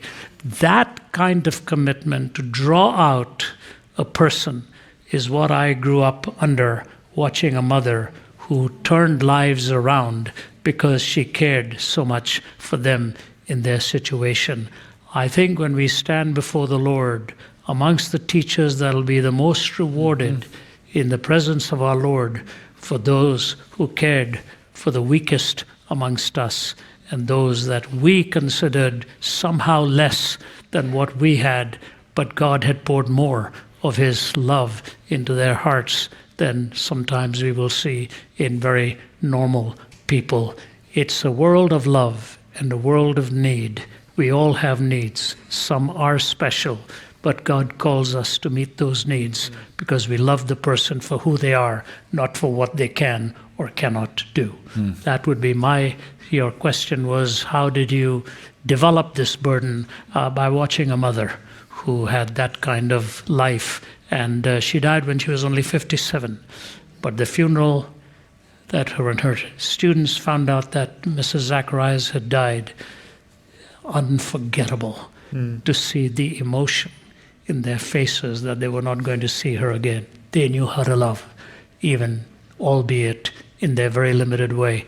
This little guy, so tall at age 37, knew how to make the sign of the cross on me because I'd seen some of my podcasts and he knew what it was that I did for a living. And he looked at his parents and pointed to me and then went like this, oh, beautiful, really beautiful. Yeah. I love it so much. What a great example. I also agree that God has a special love for people with special needs. And I think he has a special heart for them. I really do. And God really opened up my eyes pretty drastically when I was 15 years old. I was in the Philippines, and the Philippines is made up of thousands of islands. So we traveled to one of the most remote islands of the Philippines with a small group of us. And we get there and there are no vehicles at the bottom of the island. It's remote. So we have to hike up to where there are actually Jeeps. We get in a Jeep, we drive to the top of the mountain, and there was the village with all the villagers. Everyone is in this little village and they're all together. And so we get out and we walk in, and it was so cool and fun to see. And Filipinos are always excited to see you. Always. They're so friendly, such amazing people. But we could tell it was different when we walked in this village. And come to find out, we were the first visitors that most of these people had ever seen in their entire life. So they literally put down whatever they were doing and ran to us. I'm not kidding you, like sprinting, like crazy, like, wow, this is amazing, sir. Coming up to us, hugging us, just without notice, grabbing your face, your cheeks, and grabbing you. And a couple of the girls had blonde hair, and that blew their mind. That was like, this is incredible, the blonde hair, they would literally touch it like nonstop. And it was so cool. It was so fun. And we gathered the entire village at the local high school, but it's just like a half of a roof and then a big field. It's just a big yard. And all 1,200 people in the village were there. And it was my turn to stand up and share the good news of the gospel. And so I stand up and I begin to share. And literally row 1 is like on my feet. That's how close they are. Row 7, I can touch, they are packed in. And I began to share. And then I see 3 boys in the back right corner turn and walk away. And I was blown away. People are fighting to get as close to us as possible. I'm not exaggerating. They are pushing and shoving to try to get as close to us as possible. Why would 3 middle school age boys leave? No one was leaving. No one was leaving. It's the biggest thing that ever taken place there. So the whole time I'm sharing, I can't get these boys out of my brain and honestly off of my heart. And we share the gospel and give the gospel presentation. So many people trust Christ and they're hugging us and hugging us and hugging us. But I was literally like pulling kids off of me because I had to go see about these boys. I had to go see where did they go? Why did they leave? They were just on my heart. And so I walk around to the back of the school and I can't find them anywhere. And then I see this bamboo hut about 200 yards away. One of the boys crawls from underneath the bamboo hut and he starts walking towards me. So I walk towards him. I meet him halfway and he says nothing to me. I try to say hello. He says nothing, but he grabs me by 2 of my fingers and he pulls me back to the bamboo hut. And we get to the hut and he crawls in. So I was like, I'll crawl in too. So I crawl in behind him and then I see the other 2 boys are in there. And one of them is laying on a bamboo cot and the other one is holding his hand, rubbing it like this. And it looked like everything was fine, but then I looked at the boy on the bamboo cot and I got to his legs and I saw that his legs were on backwards. And it was the first time that I'd ever seen anything like this in person. So you're kind of getting a little bit emotional. I'm sort of holding back tears because it just hits you and it's fast and it's sudden and you're like, whoa. But then I kind of control myself and I get on my knees and I start talking to these 3 boys and we're having an amazing conversation and I'm getting to share the good news of the gospel and how God loves them so much and has a great plan for their life. But the entire time we're talking about 10 or 12 minutes, I just had to ask. I had to ask them, why did you leave? Sherwin was the boy on the bamboo cot and Sherwin looks at me and he says, our principal, she really, really wanted to impress the Americans. And she told me that I'm not very impressive. And so instantly, I knew why I'm here. God's just tugging at my heart, and now you're really having to try to fight back tears. But I knew I was here to see these 3 boys. And after a couple more minutes of talking, the rest of our team has been looking for me for like 20 minutes. And so they finally in this bamboo hut, and they're like, Timmy, we got to go. And I'm like, no, I'm never leaving. And I guess you are. Let's go. And so I'm getting ready to walk out of the bamboo hut, and Sherwin looks at me and says, well, Timmy, would you carry me as you go to the Jeep before you leave? And I said, of course. So I pick up Sherwin and we walk out of the bamboo hut, and right when I pick him up, one of his friends grabs his hand and the other one grabs one of his feet. And we walk out of the bamboo hut, and then all the Filipinos were there because they had followed the Americans and they were going to follow them kind of wherever they went until they left the island. And so I'm carrying Sherwin and I take a step and everybody backs up. And I take another step and then everybody backs away again. And I take another step and they back away again. And what I realize is that they weren't backing away from me. They were backing away from Sherwin because they believed and they had been told, because he was born with his feet on backwards, that he was cursed, that he was less than, that he was insignificant. And they even believed the more you touch him, the higher the chance was that you would be cursed. But then you have to also realize that they also just heard for the first time the good news of the gospel, that God loves everyone and he created everyone unique, different, but he knows you and he loves you. And so as I'm carrying Sherwin, you can see it going through all these people's brains and their mind. If they're like, well, this is what we've always known, but this is what we just heard in the gospel. And you can see God working in their heart. And finally, after about 10 or 12 steps carrying Sherwin and everyone backing away, one of the elders of the village comes walking up to us and she taps Sherwin on the shoulder as to say, you're finally welcome here. And we take another couple of steps and another one of the elders comes and taps Sherwin on the shoulder to also say, you're welcome here. And then another one and another one. And now it's popular. So everyone's kind of doing it and kind of tapping Sherwin. But to be honest, I was so pissed the whole time. So mad at him. Finally, we get away from everyone. He's like, come on, pull it together, man. It's not typical apologetic language, but I'm just kidding you. I'm kidding you. Well, it could be. We're being trained. A disagreement. Remember?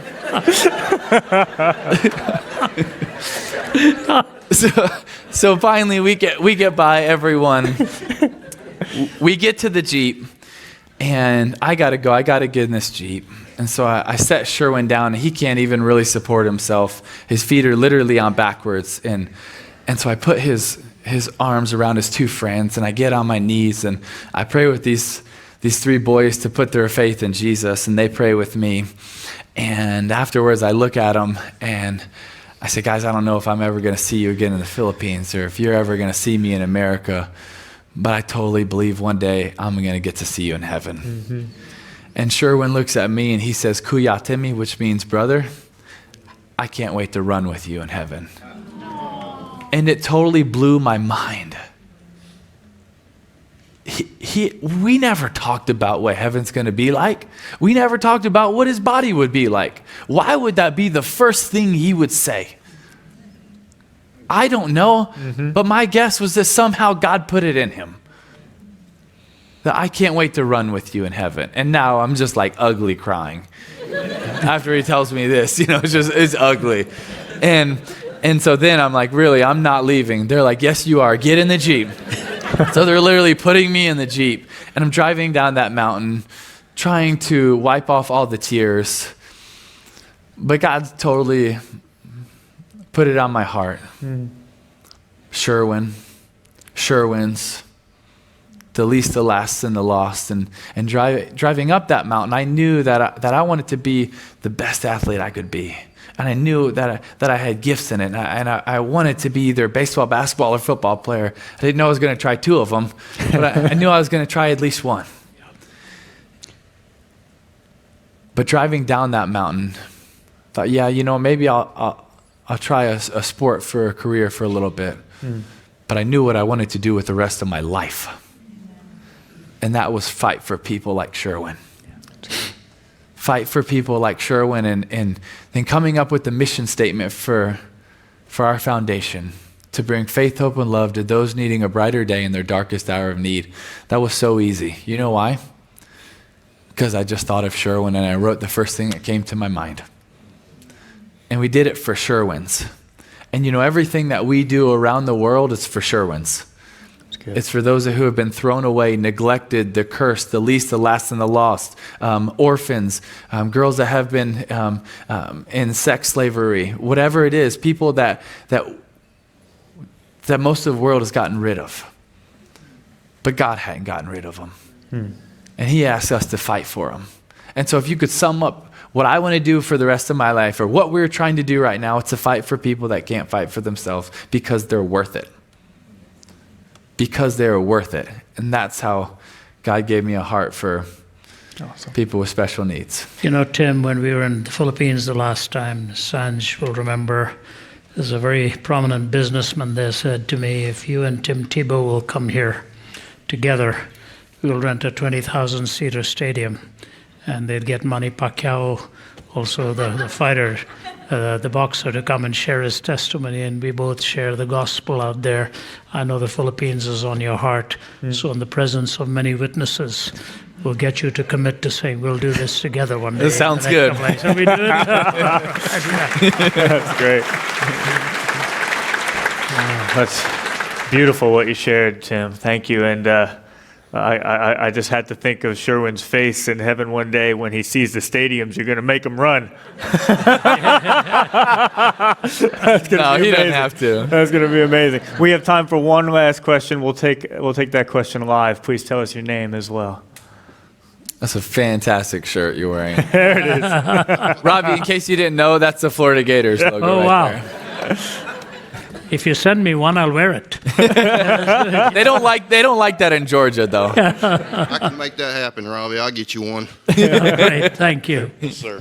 Well, thank you, gentlemen, for your time this evening. I appreciate you sharing your words with us, and it's such an encouragement. But before I ask this question, I'm going to rewind real quick, and I'm going to make it quick because I know we're short on time. But 3 weeks ago, we were at small group in church, and we had a question posed to us. If there was 3 individuals, living or deceased, who would you interview? And I thought long and hard, and there's 5 or 6 of us, and it went around the room, and it got to my wife over there, and she says, well, Tim Tebow is one of the answers. And I was like, dang it. Like, there goes one of them. But anyway, so it got around to me, and Ravi Zacharias, Tim Tebow, and Johnny Cash were my 3. Yeah, I hear the trainer coming. I love it. So unbeknownst to me, a week later, my brother calls me, and he's like, hey, I got this thing for Ravi Zacharias, and Tim Tebow's going to be there. Would you like to go? And I'm like, heck yeah. Now I'm sitting over there, and my question's like, has anybody got any questions? And I'm like, I just said I wanted to interview these 2 guys, and I can't even think of anything. So with that being said, in all seriousness, I would like to know, with you 2 gentlemen, living or deceased, who would you like to sit down and interview? 2 or 3 individuals that you may like to interview. Well, I'll tell you what, I really like Johnny Cash, but he probably won't be the first one I would choose. The first one's easy for me. That would be my savior. No doubt. I think it would be really cool to interview King David as well, and then maybe Paul. Probably be the first 3 that comes to my mind. How do you beat that? He stole all the good ones before it got to you. Well, see, I was trying to it's, understand whether if it was like a biblical question, or so I was like, Johnny Cash? You know, don't take me what wrong, it reminded me of when you started speaking, sir, is Larry King was asked that question once during the heydays of his interviewing career. He said, if you had one person you would have a chance to interview, who would it be? And he said, I would like to interview Jesus. And he said, what would you ask him? Said, my only question for him would be, are you indeed virgin born? And the interviewer was quiet. He said, the answer to that question would define all of history for me. And I think Larry King was spot on. I think who Jesus is really the ultimate question. But if I had one person at this time across history that I would like to interview, my goodness,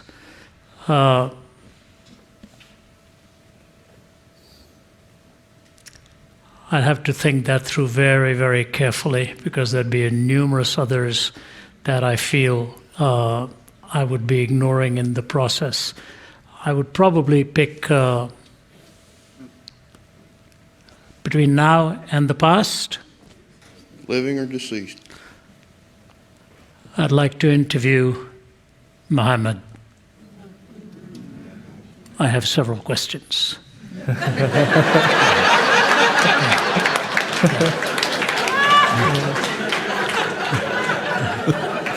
Now, I may not be here tomorrow, but I would like to interview him, and ask him a lot of questions because he's influenced billions of people.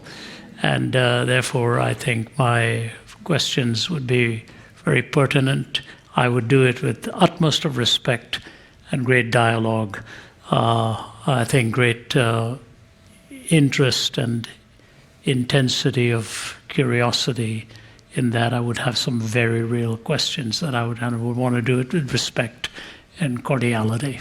That would be my answer for you. Yeah. That kind of goes back to what you said earlier about disagreeing. About who?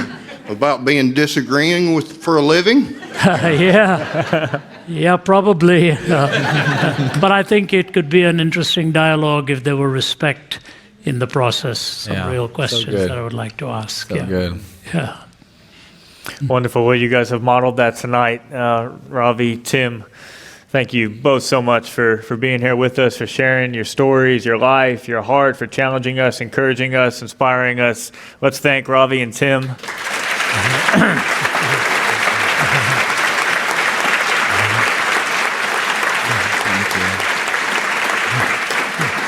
Just wonderful, guys. I'm going to ask Ravi to pray for us to close in just a minute. And if you wanted to share any final thought, feel free to as well, Ravi. But just a final question for me, that question we started with, when's the last time you had a real conversation? And one of my hopes is that the conversation that's taken place tonight spurs us on to some of the conversations we need to have in our lives. And maybe there's a conversation that you need to have, maybe with someone you spend a lot of time with, but you don't really know. Maybe it's with someone that you disagree with. Maybe it's with someone that you used to know quite well. Maybe even a family member. Maybe even a spouse. Someone who you used to know really well, but you've stopped talking to each other and you don't know that person the way that you should. Let's take tonight as the beginning of conversation, not just here on stage, but in each of our lives. And if you have those conversations, I trust God will do something amazing. And when he does, right into us, we want to hear about it. We want to rejoice with you. We want to encourage you. And we would love to be praying for you as a team. Thank you so much for being with us tonight. And Ravi, I'll let you have the final word in prayer. Tim, do you have a closing statement too? You'd want to say a few words before I close? Whatever you want me to do. Please do. Yeah, just some closing thoughts for the folks here. I would just encourage all of you here or watching around the world that God loves you so much, and he has such an amazing plan for you. And when we understand how much God loves us, it just totally changes everything. And then, like I shared earlier, when we understand how much God loves us, we can understand how much God loves you. Because he loves you the same way. And so it changes the way that I treat you, because I know that love and I know that value. And could you imagine if we lived that way with people, with all people from different backgrounds, people of different colors, people of different beliefs? If we understood their value, their worth to God, their meaning to God, it would change the way we treat them. Mm-hmm. And it would also change our actions on how we get to places to treat them. This past year, I just was on my heart, and we sat down, the leadership team of the Tim Tebow Foundation, and I really wanted to do this. I wanted to sit down and not talk about what we do, but talk about who we are. Who are we as an organization? Who are we as people? What are our non-negotiables at the core of who we are? In the core of who I am, what is that going to be? And so we came up with 4 non-negotiables. The first non-negotiable is we're believers. We're believers in God. We're believers in a big God. We're believers that Jesus is our Savior. We're believers in people. We are believers. Everything we do, we want to be believers. We're believers that we can create change. We want to be believers.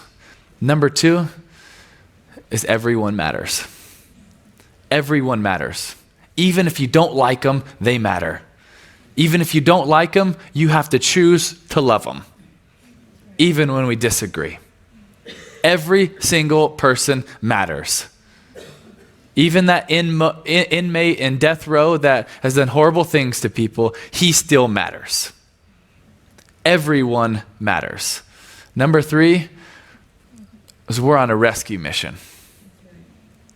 Why do we say rescue mission? Why don't we just say mission? Because when we say rescue mission, it puts a timeline. It puts a sense of urgency. We're not just living trying to do good. It's not a nonprofit. It's not an organization. It's not like, oh, we're just hanging out trying to do some good things for some good people. No, it's a rescue mission. Because you know what I believe the church is? It's a hospital for the broken, not a museum for good people. And so we're on a rescue mission for people that are hurting and bleeding out. We're on a rescue mission because it's not our timeline, it's their timeline. It's the kids that are around the world that are bleeding out, that are getting thrown away, that are dying, all of these things happen to them. We're on a rescue mission for them. It's not our timeline, it's not your timeline, it's their timeline. And also, we don't know how much time we have. We don't know how many days we have. That means we better use this one on purpose. This one better matter. This better be the day, because I don't know what tomorrow holds. But I better use this one, this day, on purpose as a rescue mission. It puts a timeline on it. And number 4 is that there is power when we come together. And that's why rooms like this are so encouraging. Because when we come together as believers, it's amazing to see what God can and will do. When we choose to come together, when it's not about denominations, it's not about the flag I fly of this denomination or this denomination, but it's Jesus, it's love, it's sacrifice, and it's how much we care for people. When that is the banner we fly, watch the change that happens. But when it's about me, when it's about us, when it's about my pride, when it's about the name of the organization, and it's not about people, the change just isn't there. But when it's about people and God's love for them, when we come together for that, then change really happens. And so those were our 4 non-negotiables, but I wanted to share with you because hopefully that's encouraging. Hopefully it's something that will encourage you. But that's how I want to live. Because we don't know how much time we have. But gosh, man, I tell you what, I want to make my life matter. And I hope your life matters. Because you know what? Success is about you. Significance, that's about other people. So you could have a life of success, but your life might not matter. You have a life of significance, you have a life that matters because you changed a lot of people's life in the process. And could you imagine if all of us tried to have a life of significance? And if we got all the believers to have a life of significance, to not just go to a building on Sunday, but actually be the church every day, we could totally change the world. And why can't we? Why can't we put down the banner of our denomination or our differences? Because even if me and Ravi talk long enough, we're going to disagree on something. He'll probably be right. But man, could you imagine if we agreed on the first 2? To love the Lord your God with all your heart, soul, mind, and strength, and love your neighbor as yourself. If we did that as believers just in the U.S., could you imagine how fast we would change the world? I believe we can do it. Hear, hear.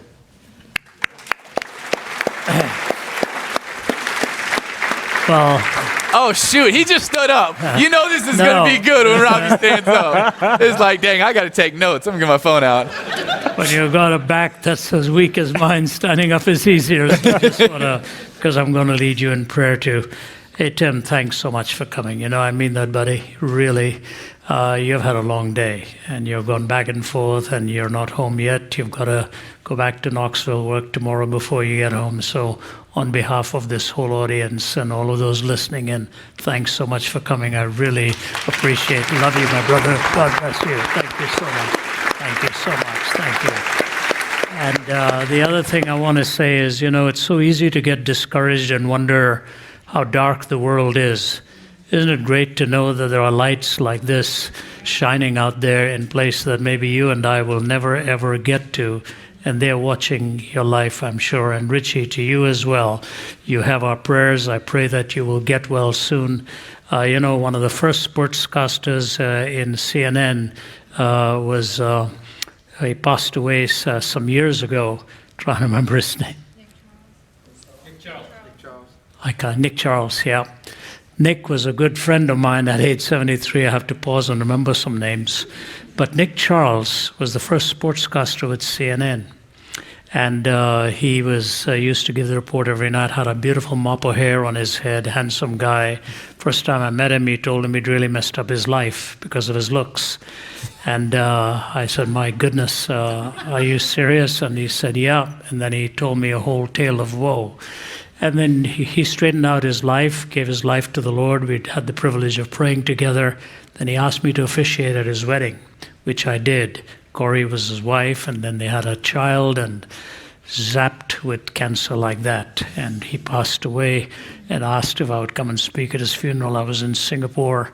I couldn't make it, but I videotaped a message and sent it. But I wanted to say was this.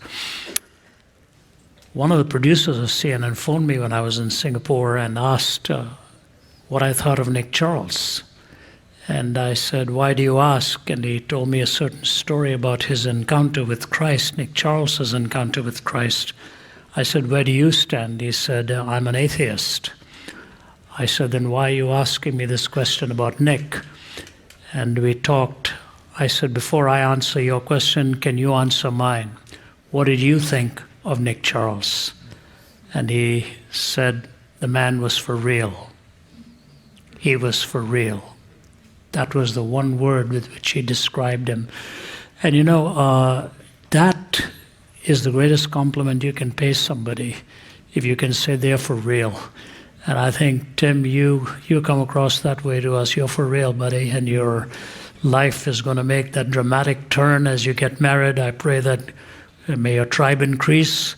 May the Lord produce many more like you. I'd love to have some more wide-angle lenses to be distributed in the world and take pictures of you, but I'm honored to be called your friend, and I hope we can do this together again. Yesterday I was speaking at a Catalyst conference here, and there was a lineup to sign books, and I love to hear what people have to say. And the tall, handsome guy came up to me, and he gave me 3 things that changed his life. The first were the prayers of his mother. Second, he said, your messages. And then he named a third, I think it's one of our books that we'd written or something like that. 5 minutes later, his mother came up to me and she said, I just want to thank you for changing my son's life. I said, that's not what he told me. I said, the first thing he told me was that your prayers had changed his life. Then he named the messages and the books. And her eyes just filled with tears, and she started wiping those tears away. What a beautiful testimonial of not even being aware of the impact of your life, but taking time to go and thank somebody else for the role that they have played. So with all that goes on in our busy lives, I want to thank you folks, because your prayers, your support for ministries, wherever you're supporting them, I don't know what all ministries you do, but I have no doubt that you do. And I want to thank you for taking those steps to support those ministries, because without your prayers and without those supports, really, we couldn't even do any of the things that we are doing. I've got a very busy life ahead of me now. Tomorrow I'm on to Brooklyn to speak at Brooklyn Tabernacle, straight from there to speak at Liberty University, from Liberty University on to Birmingham in England to speak at a conference for evangelists, straight from Birmingham, England on to Seoul, Korea to speak at a conference there at the Onuri Church for 5 days, straight from Seoul, Korea to Miami Beach to do our Founders Weekend. Between now and Christmas, I'm hardly going to be home, but we are busy in some very, very important meetings. This man has poured so many miles in just today, and he was telling me all that lies ahead of him. So the best thing you can do for us, pray for us, that we will not get weary in well-doing. It's very easy to get weary in well-doing. And you know what he talked about, those behind the scenes?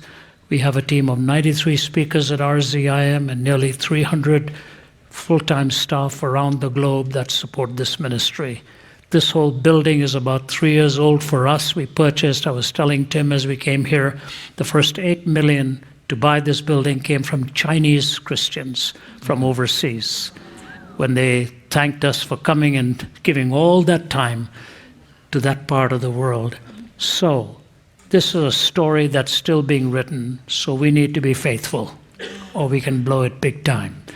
Ask God in your prayers to keep us faithful, keep us strong, and keep this man protected, because as we well know, for years, many have tried to derail and come in his way, and people were even willing to pay to see this man stumble. That's how powerful a witness he has been. And so thank you, Richie. Thanks those of you who are in the sporting world. It's a tough world, but it's a world of icons, and you all worship the living God, and don't take any of that praise for yourself. Let us pray, and thank you so much. I don't know who all put this together, Vince, but this is an amazing guy. We just have to thank him. He's a loyal friend. Yeah.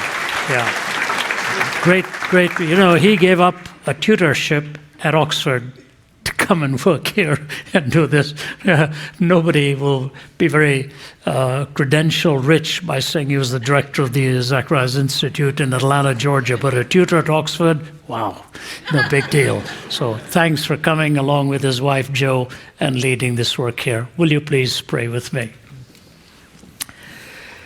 Father, what an evening this has been. In your eternal annals, this is just another blink of a moment.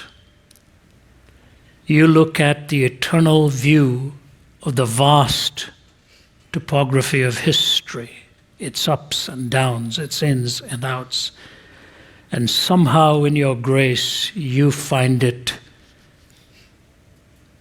the right thing to bless ordinary people here tonight in Alpharetta, Georgia, in this small auditorium, to say, I will bless you if you will honor me and my name.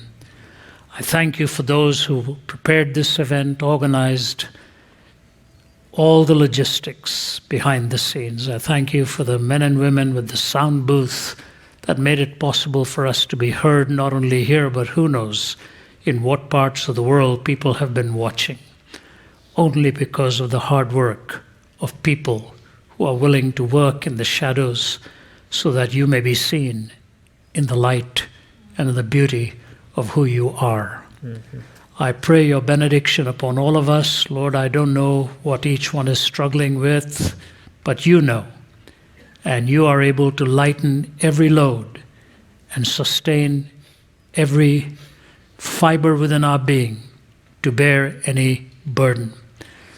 As we have been reminded tonight, it'll be well worth our while to follow you and not to think of what we are giving up, but who it is we are pursuing. For you are the light, and the blessing in the shadow will follow us because we are facing you, the light of the world. Thank you for this gift of being in this building, for those who made it possible. Bless every family present here tonight. Take them back safely, Lord. But most importantly, you've told us to think on things that are pure and beautiful and lovely. If there be any virtue and if there be any praise, to think on those things. Purify our minds so that we will be men and women who think on things like that. Bless us and receive our worship tonight with gratitude in our hearts. I pray for Tim and Stacy as they fly back tonight. Thank you for giving him the companionship of Stacy, walking with him in lockstep, to be with him as he travels. Get them back to Knoxville tonight and a great day tomorrow. In Jesus' name, amen. God bless you. Thank you so much.